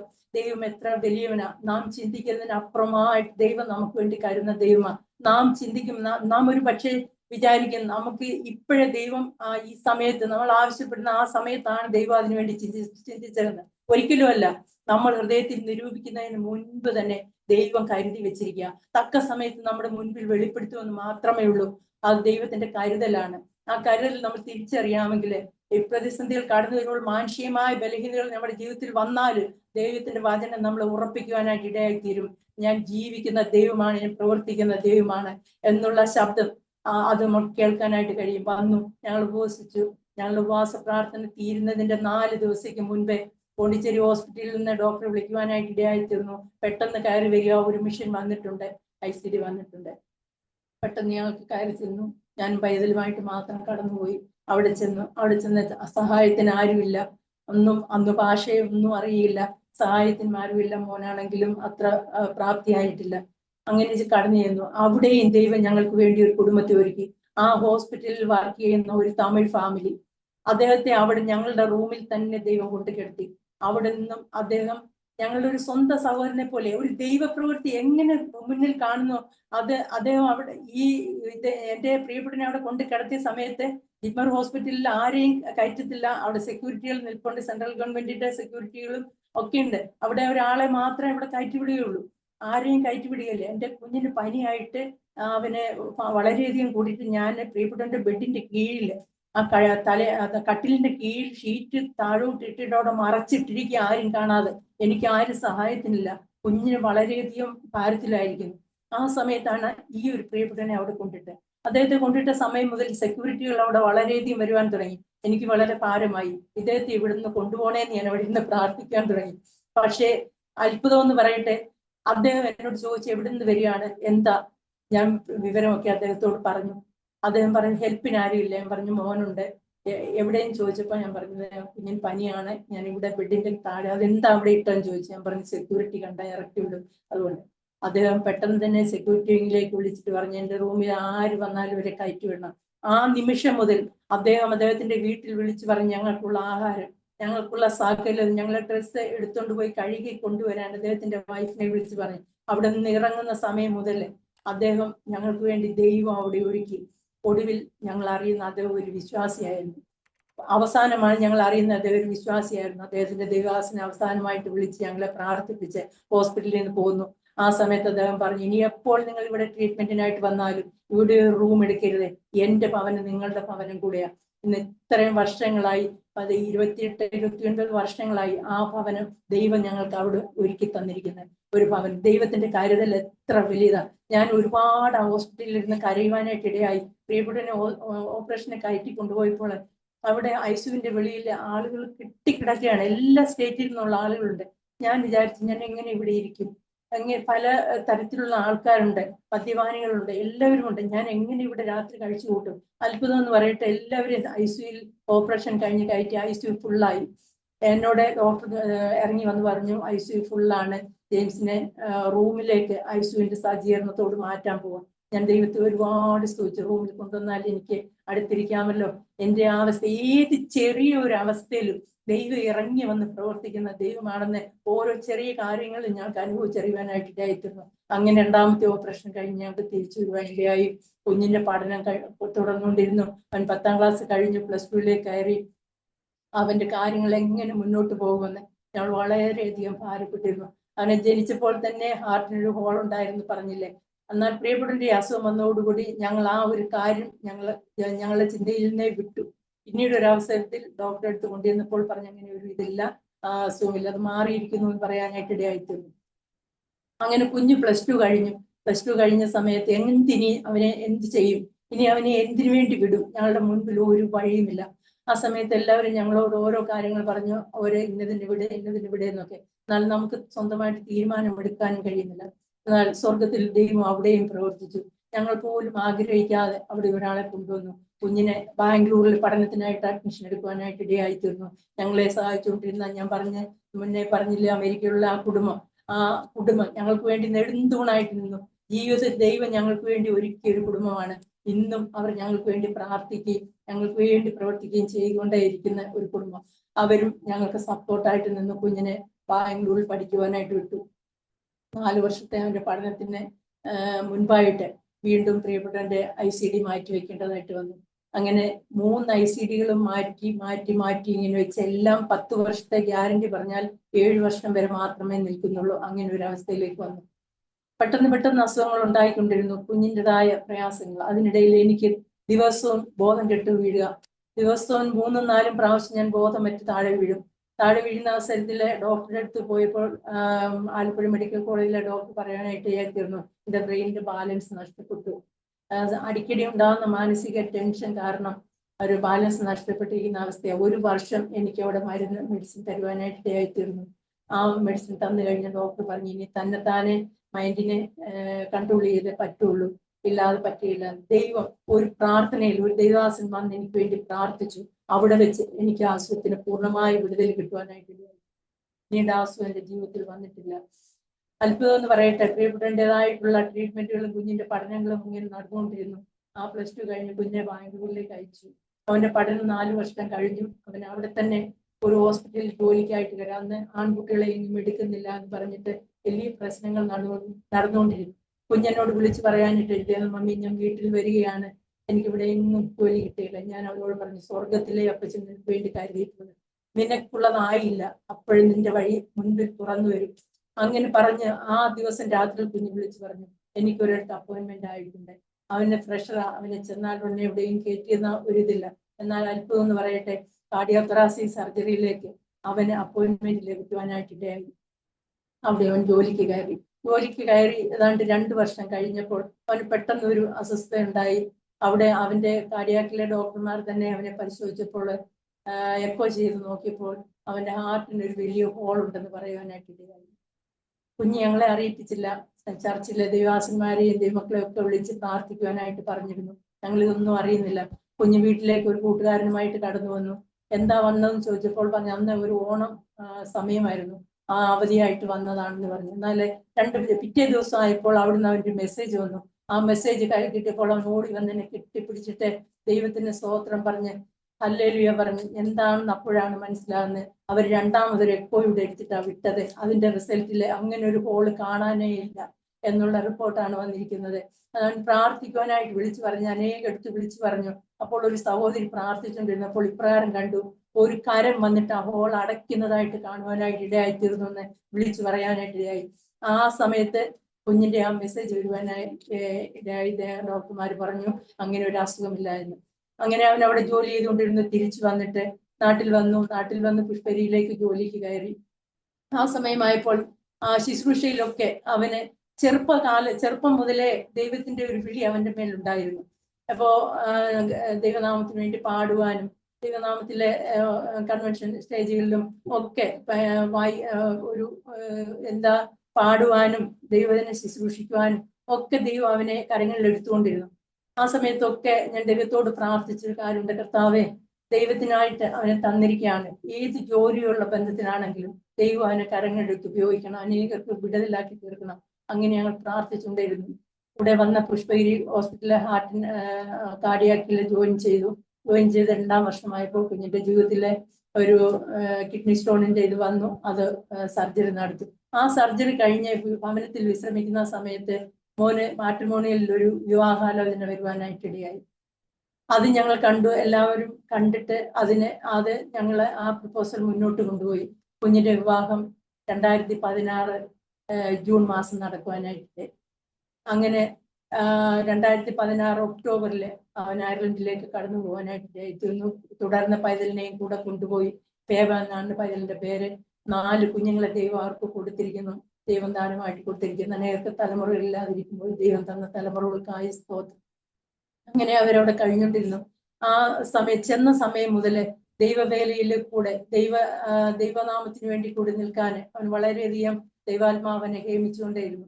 അല്ല, അവർ പാർക്കെന്ന് എടുത്തു ചെന്നപ്പോൾ ആരും കൂട്ടായ്മയ്ക്കും ഒന്നുമില്ല. അപ്പോഴവൻ മോളോട് പറഞ്ഞു, നമുക്കിവിടെ ദൈവ ആരാധന നമ്മുടെ ഭവനത്തിൽ തുടങ്ങാം. അങ്ങനെ അവർ രണ്ടുപേരും കൂടി തീരുമാനിച്ച് ഭവനത്തിൽ ആരാധന തുടങ്ങി. അവർ ആരാധന തുടങ്ങുവാൻ തീരുമാനിച്ച സമയത്ത് അവര് പോലും അറിയാതെ അവർക്ക് ഫോൺ കോൾ വരികയാണ്, ഞങ്ങൾ നിങ്ങളുടെ കൂടെ വന്നിരുന്ന് പ്രാർത്ഥിച്ചു കൊള്ളട്ടെ എന്ന് പറഞ്ഞ് 2-3 ഭവനങ്ങൾ. അങ്ങനെ ഭവനങ്ങൾ ഒന്നൊന്നായിട്ട് വരുവാൻ തുടങ്ങി. ആ ഭവനത്തിലെ 10-15 പേര് കൂടി വരുവാൻ തുടങ്ങിയപ്പോൾ പൈതൽ വേറെ ഒരു ഹാൾ എടുത്തിട്ട് അങ്ങോട്ട് മാറി ആരാധന ചർച്ച് രൂപീകരിക്കാനായിട്ട് തുടങ്ങി. അവിടെ ന്യൂറോസ് എന്ന് പറയുന്ന സ്ഥലത്ത് ഒരു ആരാധനാലയം അവിടെ തുടങ്ങുവാനായിട്ട്. ഇതിനിടയിൽ അനേക വിടുതലുകൾ അവരുടെ ജീവിതത്തിലും സംഭവിച്ചുകൊണ്ടേയിരുന്നു. പൈതല് 3 കുഞ്ഞുങ്ങളുമായിട്ട് ഇങ്ങനെ യാത്ര ചെയ്യുന്ന സമയത്ത് കഴിഞ്ഞ 1.5 വർഷത്തിന് മുൻപ് അവൻ സഞ്ചരിച്ചിരുന്ന കാർ തലകീഴായിട്ട് താഴേക്ക് ഒരു 50 അടി താഴ്ചയിലേക്ക് മറിഞ്ഞുപോയി. മറിഞ്ഞിട്ട് അവര് കാറിനകത്ത് അകപ്പെട്ടിരിക്കുകയാണ്. രാത്രി 2 മണി അവൻ പ്രയർ കഴിഞ്ഞ് തിരിച്ചു വരുന്നതായിട്ട് സമയമാണ്. ആ സമയത്ത് അത്ഭുതം, അവിടെ ആരും കടന്നു വരുവാൻ ഒരു നിർവാഹവും ഇല്ലാത്ത സമയത്ത് നല്ല മഞ്ഞ് വീഴ്ചയുമുണ്ട്. താഴെ 2 മണിയായ സമയത്ത് ആരും കടന്നു വരിക. എന്നാൽ പെട്ടെന്ന് ഒരു വാഹനം അവിടെ വന്ന് നിർത്തി. അതിൽ നിന്ന് ഒരാൾ ഇറങ്ങി പെട്ടെന്ന് താഴേക്ക് ചെന്ന് അവരുടെ വണ്ടിയിൽ നിന്ന് കുഞ്ഞുങ്ങളെ എടുത്ത് അദ്ദേഹത്തിന്റെ വണ്ടിയിൽ കയറ്റി. പെട്ടെന്ന് അവൻ വണ്ടിയിൽ നിന്ന് അവനെയും ഇറക്കി. കുഞ്ഞുങ്ങൾക്ക് ആർക്കും ഒരു പോറൽ പോലും പറ്റാതെ ദൈവം സൂക്ഷിച്ചു. ഒരു വലിയ ദൈവിക വിടുതൽ അവിടെ നടക്കുവാനായിട്ട് ഇടയായിത്തീർന്നു. എപ്പോഴും കുഞ്ഞ് വണ്ടിയുമായിട്ട് ഇറങ്ങുമ്പോഴും ഒക്കെ ഞങ്ങൾ ഇവിടെ പ്രാർത്ഥിക്കും, കർത്താവെ മുൻപടയായി പിൻപടയായി ഇടത്തും വലത്തും മുകളിലും കീഴെ ശാശ്വതഭുജങ്ങൾ വഹിച്ചോളാം, സ്വർഗീയ ദൂതന്മാരെ കാവിട്ടോളാം. ആ ശുശ്രൂഷയുള്ള എല്ലാ പോരാട്ടങ്ങളുമുണ്ട്. എന്നാൽ ആ വ്യക്തി അവിടെ ഇറങ്ങി വന്ന് ഇവരെ കാറിൽ കയറ്റി. അപ്പോഴേക്കും അദ്ദേഹം തന്നെ ഫയർഫോഴ്സിനെ പോലീസിനെ എല്ലാം വിളിച്ച് വിവരം അറിയിച്ചു, ഇങ്ങനെ ഒരു ആക്സിഡന്റ് നടന്നത്. അതൊരു ആക്സിഡന്റ് സോൺ ആയതുകൊണ്ട് എല്ലാ സജ്ജീകരണങ്ങളും 5 മിനിറ്റിനുള്ളിൽ വരുവാനായിട്ട് ഇടയായി. ആ വന്ന വ്യക്തിയോട് മോൻ ചോദിച്ചു, പേരെന്താണെന്ന് ചോദിച്ചു. അദ്ദേഹം പറഞ്ഞു, എൻ്റെ പേരറിഞ്ഞിട്ട് ഒരു കാര്യവുമില്ല, അദ്ദേഹത്തിന്റെ വണ്ടിയിൽ തന്നെ ഇവരെ പോലീസ് സ്റ്റേഷനിലേക്ക് കൊണ്ടുപോയി. സ്റ്റേഷനിൽ കൊണ്ടിറക്കി. അവിടെ ഡോക്ടേഴ്സ് വന്നിട്ടുണ്ട്. ഡോക്ടേഴ്സിന്റെ അടുത്ത് ഇവരെ ഇറക്കിയ സമയത്ത് മോൻ ചോദിച്ചു, നമ്പർ ഒന്ന് തരുമോ? എന്റെ നമ്പർ അറിഞ്ഞിട്ട് ഒരു പ്രയോജനമില്ല, ഞാൻ നിന്നെ ഇനിയും കാണും എന്ന് പറഞ്ഞിട്ട് ആ വ്യക്തി പോവാനായിട്ട് ഇടയായിട്ടുണ്ട്. ദൈവത്തിന്റെ സ്തോത്രം. ആ വ്യക്തി പോയി കഴിഞ്ഞപ്പോഴത്തേക്ക് മോനെ ആ ഫയർഫോഴ്സിലെ ആളുകളോടും പോലീസിനോടും ചോദിച്ചു, ഈ വ്യക്തിയെ നിങ്ങൾ അറിയുമോ? ഈ വണ്ടി നിങ്ങൾ കണ്ടിട്ടുണ്ടോ? അവർ പറയുവാനായിട്ടായി, ഞങ്ങൾ ഇങ്ങനൊരു വണ്ടി കണ്ടിട്ടില്ല, ഇതൊരു പുതിയ സൈസ് വണ്ടിയാണ് അവിടെ വന്നിരിക്കുന്നത്. പോളിഷ് കളർ ഒരു ഇംഗ്ലീഷാണ് പുള്ളി സംസാരിക്കുന്നത്. അദ്ദേഹത്തിന് നല്ല ഒരു 6 അടി ഉയരമുള്ള ഒരു മനുഷ്യനുമായിരുന്നു പറഞ്ഞു. അവരോട് അത്രയും നേരം സഹകരിച്ചു. മോന്റെ വണ്ടിയിൽ ക്യാമറ ഉണ്ട്, നല്ല ദൂരത്തിൽ നിന്ന് എടുക്കുന്ന ക്യാമറ ഉണ്ട്. ഈ സംഭവങ്ങളെല്ലാം കഴിഞ്ഞിട്ട് ഇവർ ക്യാമറകളെല്ലാം പരിശോധിച്ചു. ആക്സിഡന്റ് നടന്ന സ്ഥലത്തെ CCTV ഒക്കെ പരിശോധിച്ചു ഈ വ്യക്തിയെ കണ്ടുപിടിക്കുവാനായിട്ട്. അതിലെങ്ങും അങ്ങനെ ഒരു വ്യക്തിയുടെ പാഠം പതിഞ്ഞിട്ടില്ല. സ്വർഗത്തിലെ ദൈവം ദൂതനെ ഇറക്കി അവരെ വിടുവിച്ച ഒരു വലിയ സംഭവമായിരുന്നത്. വലിയ വിടുതലുകളെ ദൈവം അവരുടെയും ജീവിതത്തിൽ നൽകിക്കൊണ്ടിരിക്കുന്നു. ഇപ്പോഴെ പ്രിയപ്പെട്ടവനെ 4 ICDകൾ മാറ്റിവെച്ചു. 2020 4ാമത്തെ ICD മാറ്റിവെച്ച സമയത്ത് അതും അവർ 10 വർഷം പറഞ്ഞു എങ്കിലും 4 വർഷം കഴിഞ്ഞപ്പോഴേക്കും അത് തീരുവാനായിട്ട് തുടങ്ങി. 2024 അവസാനമായപ്പോഴേക്കും ഡോക്ടേഴ്സ് പറഞ്ഞു തുടങ്ങി ICD മാറേണ്ടതായിട്ട് വരും. ഞങ്ങൾ വളരെയധികം ഭാരപ്പെട്ടു, വളരെയധികം പ്രയാസത്തിലായി. ഇനി ഒരു 5ാമതൊരു സർജറി വളരെയധികം പ്രയാസമാണല്ലോ കർത്താവെ, എങ്ങനെ മുൻപോട്ട് പോകും? അത്ഭുതം എന്ന് പറയട്ടെ, ഞങ്ങൾ പോണ്ടിച്ചേരിയിലേക്ക് പോയി 4 സർജറി അവിടെയാണ് നടത്തിയത്. അവിടേക്ക് പോകാനായിട്ട് ഞങ്ങൾ തയ്യാറെടുത്തുകൊണ്ടിരിക്കുകയാണ്. എന്നാൽ അവിടേക്ക് പോകാൻ എന്തോ തടസ്സങ്ങൾ വന്നുകൊണ്ടേയിരുന്നു. ആ തടസ്സങ്ങളിൽ ഞങ്ങൾ പോകാൻ കഴിഞ്ഞില്ല. എന്നാൽ പിന്നെയും ശ്രീത്രയിലേക്ക് ചെക്കപ്പിന് ചെല്ലുമ്പോൾ ഡോക്ടേഴ്സ് പറയുന്നു ICD തീർന്നിട്ട് 2 മാസം കഴിഞ്ഞു. ആ ദൈവം എത്ര വലിയ ദൈവമാണ്! ഈ മിഷൻ തീർന്നിട്ടും ആ പ്രിയപ്പെട്ടവനെ കൊണ്ട് നടന്ന ദൈവം, ആ ദൈവം എത്ര വലിയ ദൈവമാണ്! നമുക്ക് തന്നിരിക്കുന്ന ജീവൻ, നമുക്ക് ദൈവം തന്നിരിക്കുന്ന ആ അവയവങ്ങൾ ഒക്കെ എത്ര വിലപ്പെട്ടതാണ്. അതൊന്നും ഒരു ഗ്യാരണ്ടിയും പറയാൻ ഒരു മനുഷ്യന് കഴിയില്ല. എന്നാലും മനുഷ്യൻ വെക്കുന്ന ഓരോന്നിനും ഗ്യാരണ്ടി ഉണ്ട്. ആ ഗ്യാരണ്ടി കഴിയുമ്പോൾ അവർ പറയും തീർന്നു, ഇനി ഒരു ദിവസം പോലും മുമ്പോട്ടില്ല. എന്നല്ല, നമ്മെ സൃഷ്ടിച്ചവനും മെനഞ്ഞവനുമായ ദൈവത്തിന് അറിയാം നമ്മൾ എത്രത്തോളം പോകും, നമ്മളെ എത്രത്തോളം കൊണ്ടുവരണമെന്ന്. ഈ ഒരു നമ്മൾ വൈദ്യശാസ്ത്രത്തിലും മരുന്നിലും ഒക്കെ നമ്മൾ ആശ്രയിക്കുന്നാൽ അതിനൊക്കെ അപ്പുറത്ത് ഒരു ദൈവികമായ വിടുതലുണ്ട്. അതാണ് നമ്മളെ മുമ്പോട്ട് നടത്തുന്നത്. ഇപ്പോൾ ഈ മാർച്ച് മാസത്തില് എനിക്ക് ടൈം തന്നപ്പോഴൊക്കെ ഞാൻ ദേവാസിനോട് പറഞ്ഞ് സമയങ്ങൾ മാറ്റിക്കൊണ്ടിരുന്നത്. അതുകൊണ്ടാണ് എപ്പോഴാണ് പ്രിയപ്പെട്ട സർജറി നടക്കുന്നതെന്ന് അറിയില്ല. അങ്ങനെ സർജറിക്ക് സമയം മാറ്റി അവര് മാർച്ച് 6ാം തീയതി അഡ്മിറ്റ് ആക്കി. ആ ദിവസമാണ് എനിക്ക് തന്നിരുന്നത്. 6ാം തീയതി അഡ്മിറ്റ് ആക്കി 7ാം തീയതി സർജറി കഴിയുവാനായിട്ട് അയച്ചിരുന്നു.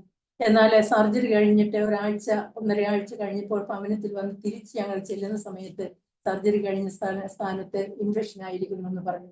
ഇൻഫെക്ഷനായി അവിടെ വീണ്ടും അഡ്മിറ്റ് ആവേണ്ടതായിട്ട് വന്നു. അങ്ങനെ ഞങ്ങൾക്ക് വീണ്ടും അവിടെ അഡ്മിറ്റ് ആവേണ്ടതായി വന്നു. 7 ദിവസം അവിടെ തിരുവനന്തപുരത്ത് ചെലവഴിക്കേണ്ട അവസ്ഥയുണ്ടായി. ആ അവസ്ഥയിലൊക്കെ വേറെ ആരും ഒരു സഹായത്തിനില്ല. ദൈവം ഇറങ്ങി വന്ന് ഓരോ കാര്യങ്ങൾക്കും ഞങ്ങളെ കരം പിടിച്ച് നടത്തിക്കൊണ്ടിരുന്നു. ഇതിനിടയിൽ അനേക അത്ഭുതങ്ങൾ ഞങ്ങളുടെ ജീവിതത്തിൽ നടന്നിട്ടുണ്ട്. ചെറിയ ചെറിയ കാര്യങ്ങളിൽ ദൈവം പ്രവർത്തിക്കുമ്പോൾ നമ്മൾ വിചാരിക്കും ഇത് യാദൃച്ഛികമാണെന്ന്. ഒരിക്കലുമല്ല പ്രിയപ്പെട്ടവരെ. വലിയ കാര്യങ്ങൾ മാത്രമല്ല ദൈവം പ്രവർത്തിക്കുന്നത്, തീരെ ചെറിയ കാര്യങ്ങൾ പോലും നമുക്ക് വേണ്ടി ഇറങ്ങി വന്ന് പ്രവർത്തിക്കുന്ന ഒരു ദൈവമുണ്ട്. ഞാൻ എൻ്റെ വീട്ടിൽ ഒരു ദിവസം ഞാൻ ചായ ഇടാനായിട്ട് നോക്കി. എനിക്ക് ഒരു നേരത്തെ ചായ ഇടാനുള്ള തേയില മാത്രമുണ്ട്. അന്ന് നേരത്തെ ഉള്ളൊരു വിഷയമാണ് ഞാൻ ഇപ്പോൾ പറയുന്നത്. അന്ന് ഞാൻ ആരോടും അത് പറയില്ല, ആരോടും ചെന്ന് ചോദിക്കത്തില്ല. എന്നാൽ ഞാൻ മനസ്സിൽ കരുതി നാളെ എന്ത് ചെയ്യും, വൈകുന്നേരം എന്ത് ചെയ്യും. അങ്ങനെ ഞാൻ പോയി ഉച്ച കഴിഞ്ഞ് ഞാൻ അല്പനേരം ഇരുന്ന് പ്രാർത്ഥിച്ചു കഴിഞ്ഞ് ഞാൻ എന്തോ തയ്ച്ചുകൊണ്ടിരിക്കുന്ന സമയത്ത് എൻ്റെ വീടിൻ്റെ 2 വീടിനപ്പുറത്തുള്ള ഒരു നായർ കുടുംബത്തിലെ ഒരു ചേച്ചി വീട്ടിലേക്ക് കടന്നു വന്നു. എന്നോട് വന്നിട്ട് ചോദിച്ചു, മോൾ എന്ത് ചെയ്യാം? ഞാനിവിടെ ഇരുന്ന് എന്തോ തയ്ക്കുക. ഇങ്ങോട്ട് എഴുന്നേറ്റ് വന്ന്, എന്തിനാ ചേച്ചി? ഇത് കൊണ്ടുവന്ന് അങ്ങോട്ടൊന്ന് വെച്ച്. അപ്പൊ എന്താണെന്ന് ചോദിച്ചു. എന്നോട് പറഞ്ഞു ഇച്ചിരി തേയിലയാണെന്ന് പറഞ്ഞു. ഞാൻ ഉടനെ ചോദിച്ചു, ഇല്ല എന്ന് ഞാൻ പറയാൻ പോയില്ല. ഞാൻ ചോദിച്ചു, തേയില അത് ഇപ്പോഴെന്തിനാ കൊണ്ടുവന്ന്? ഇന്നലെ മുതല് മോക്ക് ഇത് കൊണ്ടു തരണമെന്ന് എനിക്ക് എൻ്റെ മനസ്സിൽ ഇങ്ങനെ ഭാരപ്പെടുത്തു. ആ ചേച്ചിയുടെ ബ്രദർ മിലിറ്ററി സർവീസിലാണ്. അവിടുന്ന് വന്നപ്പോൾ തേയില കൊണ്ടു കൊടുത്തതാ. അത് അവരുടെ വീട്ടിലിരിക്കുക. എന്നാൽ തലേ ദിവസം മുതലേ ഈ ചേച്ചിയെ ഹേമിക്കുകയാണ് എനിക്ക് തേയില കൊണ്ടു തരണം. എന്നാൽ പല കാര്യങ്ങളും ചെയ്ത് അദ്ദേഹം അത് മറന്നുപോയി. എന്നാൽ എൻ്റെ സമയമായപ്പോൾ എൻ്റെ ആ സമയം ദൈവം അത് അവരുടെ കയ്യിൽ ഇവിടെ കൊടുത്തുവിടാൻ. ചെറിയ സംഗതി, അത് കേൾക്കുന്ന നിങ്ങൾക്ക് തോന്നും ചെറിയ സംഗതിയാ. അല്ല പ്രിയപ്പെട്ടവരെ, ഏറ്റവും ചെറിയ സംഗതിയിൽ പോലും ദൈവം നമ്മളെ ലജ്ജിപ്പിക്കുകയും ദൈവം ഇറങ്ങി വന്ന് പ്രവർത്തിക്കുന്ന ദൈവമാണ് നമുക്കുള്ളത്.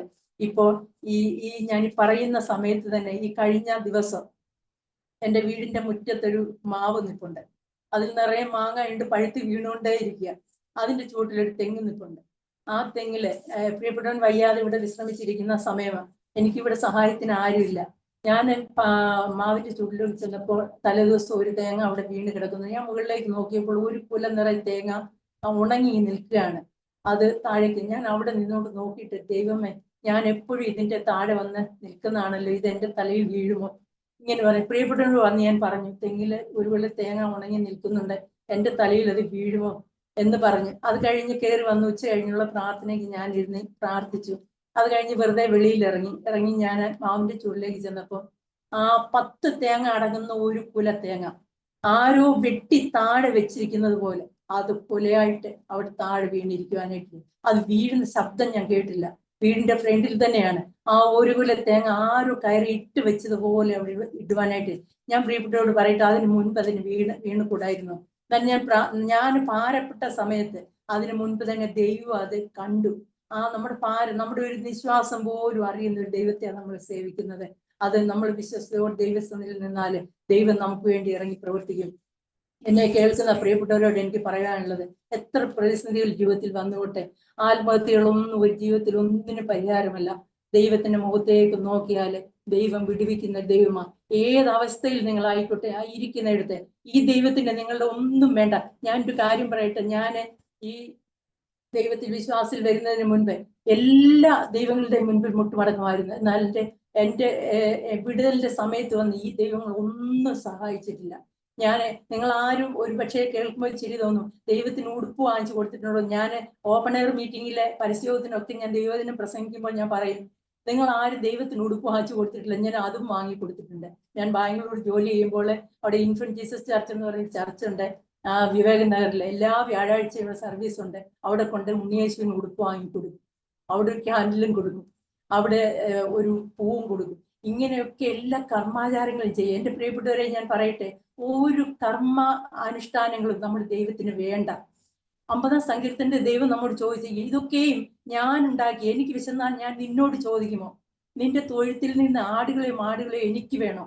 ഞാനിത് തന്നിട്ട് നീ എൻ്റെ മുൻപിൽ കൊണ്ടുവന്ന് എന്നെ പ്രസാദിപ്പിക്കാമെന്ന് വിചാരിക്കുന്നുണ്ടോ? നാം എത്ര വിഡ്ഢികളാണ്. ഈ കർമ്മ അനുഷ്ഠാനങ്ങളിലൊന്നും ദൈവം പ്രസാദിക്കുക നമ്മുടെ ഹൃദയം, അത് മാത്രമാണ് ദൈവത്തിന് ആവശ്യമുള്ളത്. ആ ഹൃദയം നാം ദൈവത്തിന് വേണ്ടി കൊടുത്താൽ നമ്മുടെ ജീവിതത്തിൽ എന്ത് പ്രതിസന്ധി കടന്നു വന്നിട്ടുണ്ട്, പ്രതിസന്ധി കടന്നു വരത്തില്ല എന്ന് ഞാൻ പറയത്തില്ല. വിശ്വാസത്തിൽ കടന്നു വന്നതിന് ശേഷം എൻ്റെ ജീവിതത്തിൽ വലിയ പ്രതിസന്ധികൾ വരാൻ തുടങ്ങിയത്. ഞാൻ ദൈവത്തോടും അത് തന്നെ ചോദിച്ചോണ്ട്, എന്നാൽ ദൈവം എന്നോട് പറഞ്ഞു, ഇത് പ്രതിസന്ധി അല്ല, നിന്നെ ചെത്തി മിനുക്കി ഒരു നല്ല മൂർച്ചയേറിയ ആയുധമാക്കി ഉപയോഗിക്കാൻ, ഒരു നല്ല പൊന്നുപോലെ പുറത്തു വരുത്തുവാനുമാണ്.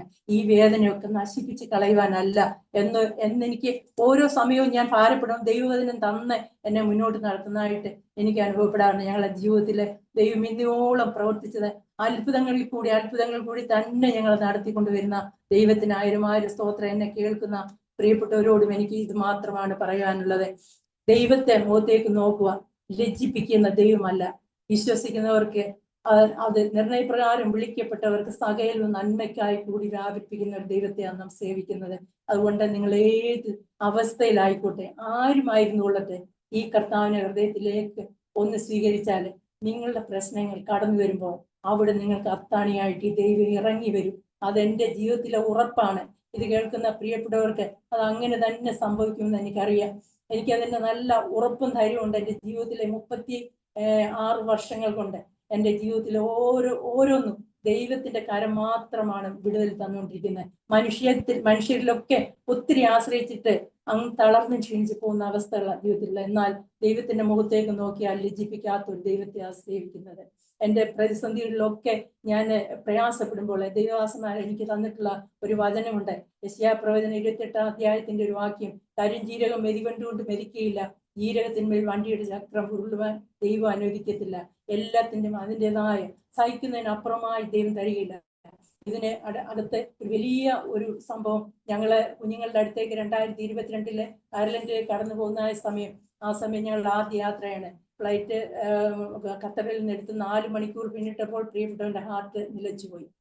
ആ സമയം എനിക്ക് എന്ത് ചെയ്യണമെന്ന് അറിയത്തില്ല. ഞാൻ എല്ലാ എയർ ഹോസ്റ്റസിനെ എല്ലാം വിളിച്ച് അവരെല്ലാം വന്ന് ഓക്സിജൻ ഇട്ടു, ECG എടുത്തു. പ്രിയപ്പെട്ടവനെ ഞങ്ങളെ ഇസ്താംബൂളിന് മേളിലായതേ ഉള്ളൂ, അവിടെ ഇറക്കുവാനുള്ള ഒരു ചിന്തയായിരുന്നു അവർക്ക്. എന്നാൽ ഇതിന് യാത്രയ്ക്ക് മുമ്പ് 1 മാസം മുൻപേ ദൈവത്തിന്റെ പരിശുദ്ധാത്മാവിനെ ഒരു ദർശനം കാണിച്ചു. ഞാൻ തനിയെ ഒരു ബാഗുമായിട്ട് ഒരു സ്ഥാനത്ത് നിൽക്കുന്നതായിട്ട് എന്നെ കാണിച്ചു, അറിയാത്തൊരു സ്ഥാനത്ത്. ഞാൻ എങ്ങനെ ചിന്തിച്ചത്, എന്താ കർത്താവ്, പോകുവാൻ തയ്യാറായി നിൽക്കുന്നു. ഞാനിത് ഹൃദയത്തിൽ വെച്ച് പ്രാർത്ഥിച്ചുകൊണ്ടേയിരുന്നു. ഞങ്ങൾക്ക് ഇറങ്ങുവാൻ സാധിച്ചില്ല. ഫ്ലൈറ്റ് അവിടെ ഡബ്ലിനിൽ എത്തിക്കഴിഞ്ഞപ്പോൾ ഡോക്ടേഴ്സ് പറഞ്ഞ് ഇറങ്ങുവാൻ സാധിക്കില്ല. ഫ്ലൈറ്റിന്റെ പുറകിൽ ആംബുലൻസ് കൊണ്ടുവന്നു. അതിൽ നിന്നും പ്രിയപ്പെട്ടനെ അതിൽ കയറ്റി ഹോസ്പിറ്റലിലേക്ക് പോയി. ഞങ്ങളുടെ ലഗേജ് എല്ലാം പോയി, അതിൽ നിന്ന് പോയി. പിന്നെ പ്രിയപ്പെട്ടനെ ഡോക്ടേഴ്സ് തന്നെ പൈതലിനെ വിളിച്ചു പറഞ്ഞു, എയർപോർട്ടിലേക്ക് വരേണ്ട, ഹോസ്പിറ്റലിലേക്ക് വന്നേക്കാൻ. ദൈവം അവിടെയും അത്ഭുതം പ്രവർത്തിച്ചു. അത്ഭുതത്തിന്റെ ദൈവം അവിടെയും ഇറങ്ങി വന്നു. സ്വർഗത്തിലും ഭൂമിയിലും എവിടെയും പ്രവർത്തിക്കുവാൻ കഴിയുന്ന ഒരു ദൈവത്തെയാണ് നാം സേവിക്കുന്നത്. ദൈവത്തിന് പരിധികളില്ല.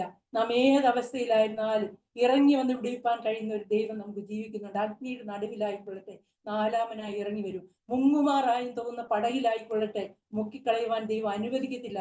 ദൈവം ഇറങ്ങി വന്ന് വിടുവിക്കുന്ന ഒരു ദൈവം. അക്കരയ്ക്ക് അയച്ച ദൈവം ഇക്കരെ നോക്കി നിൽക്കുന്ന ഒരു ദൈവമല്ല. അക്കരയ്ക്ക് പോകുവാൻ പറഞ്ഞിട്ടുണ്ടെങ്കിൽ നമ്മോട് കൂടെ വരുന്ന ഒരു ദൈവത്തെയാണ് നാം സേവിക്കുന്നത്. അതുകൊണ്ട് ഒട്ടും ഭാരപ്പെട്ടു പോകേണ്ട. എന്നെ കേൾക്കുന്ന പ്രിയപ്പെട്ടവരോട് എനിക്ക് പറയുവാനായിട്ടുള്ളത്, എന്ത് പ്രശ്നങ്ങളുടെ നടുവിലും ദൈവമുഖത്തേക്ക് നോക്കുക. ദൈവം ആശ്വാസവും വിടുതലും കൽപ്പിക്കും. എന്റെ സാക്ഷ്യം, ഈ ചെറിയ എളിയ സാക്ഷ്യം ആർക്കെങ്കിലും ഒക്കെ വിടുതലായി തീരട്ടെ. ആത്മഹത്യക്കായി ഒരുങ്ങിയിരിക്കുന്നവര്, പ്രതിസന്ധികളോട് പോകുന്നവര്, കടഭാരം അനുഭവിക്കുന്നവര്, ജീവിത പ്രശ്നങ്ങളിൽ അഴലുന്നവര് ഒക്കെ ഇത് കേൾക്കുന്നുണ്ടെങ്കിൽ ധൈര്യമായിട്ടിരിക്കുക. ജീവിക്കുന്ന ഒരു ദൈവമുണ്ട്, ജീവിക്കുന്ന ഒരു ദൈവമുണ്ട്. നമുക്ക് രക്ഷപ്പെടുവാൻ ആകാശത്തിന് കീഴിൽ മനുഷ്യരുടെ നൽകപ്പെട്ടിരിക്കുന്ന വേറെ ഒരു നാമവുമില്ല. യേശു ക്രിസ്തു എന്ന നാമമല്ലാതെ മറ്റൊരു നാമവുമില്ല. പ്രിയപ്പെട്ടവരെ ഞാൻ പറയട്ടെ, ഈ ദൈവത്തിൽ സേവിക്കുക. അവസാനമായി പ്രിയപ്പെട്ടവർ ചേർന്ന ഒരു വാക്ക് ഞാൻ പ്രാർത്ഥിക്കാൻ ആഗ്രഹിക്കുകയാണ്. പരിശുദ്ധനായ ദൈവമേ, സ്വർഗീയ നല്ല കർത്താവേ, ഈ സാക്ഷ്യം കർത്താവേ, എല്ലാം പറഞ്ഞത് കേട്ടിട്ടുണ്ട്. അനേകർക്ക് ഇത് വിടുതലായി തീരട്ടെ കർത്താവേ.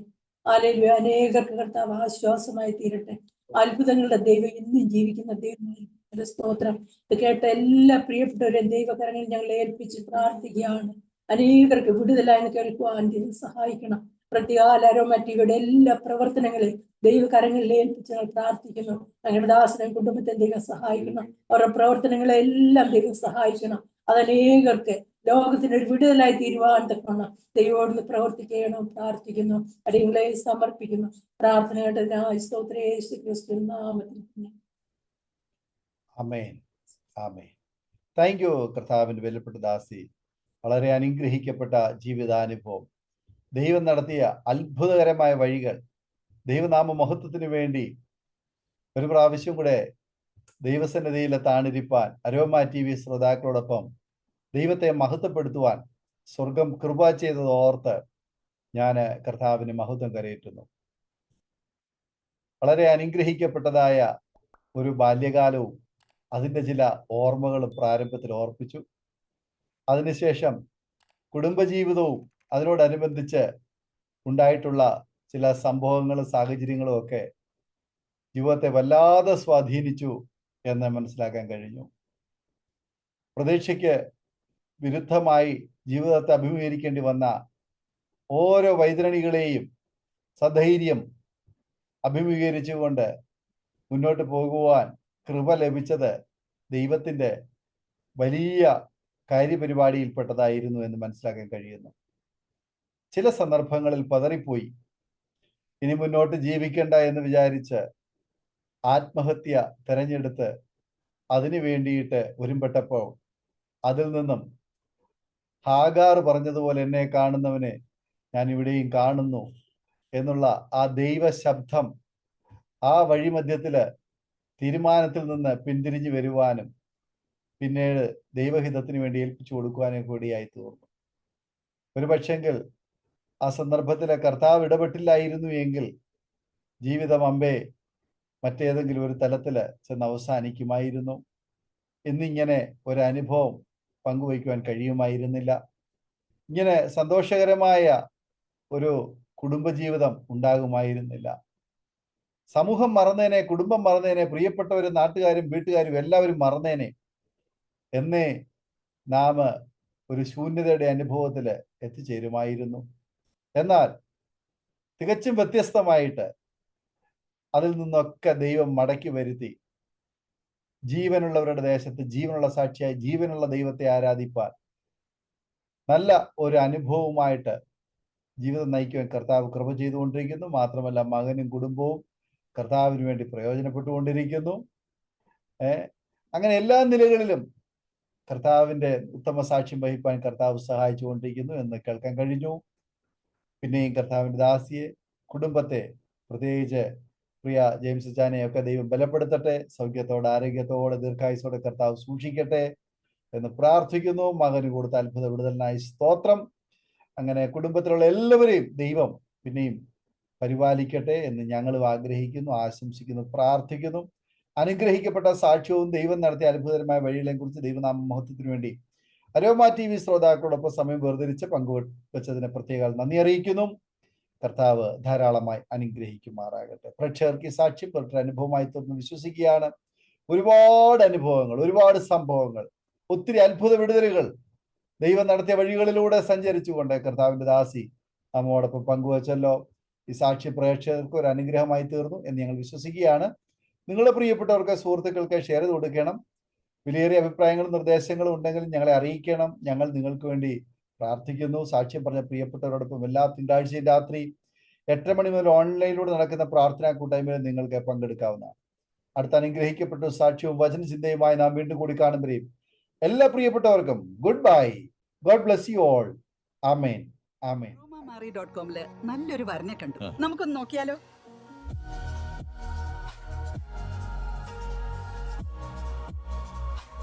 എന്തായാലും നമ്മൾ അറോമ മാറി തിരഞ്ഞെടുത്തത് ശരിയായ തീരുമാനമായിരുന്നു.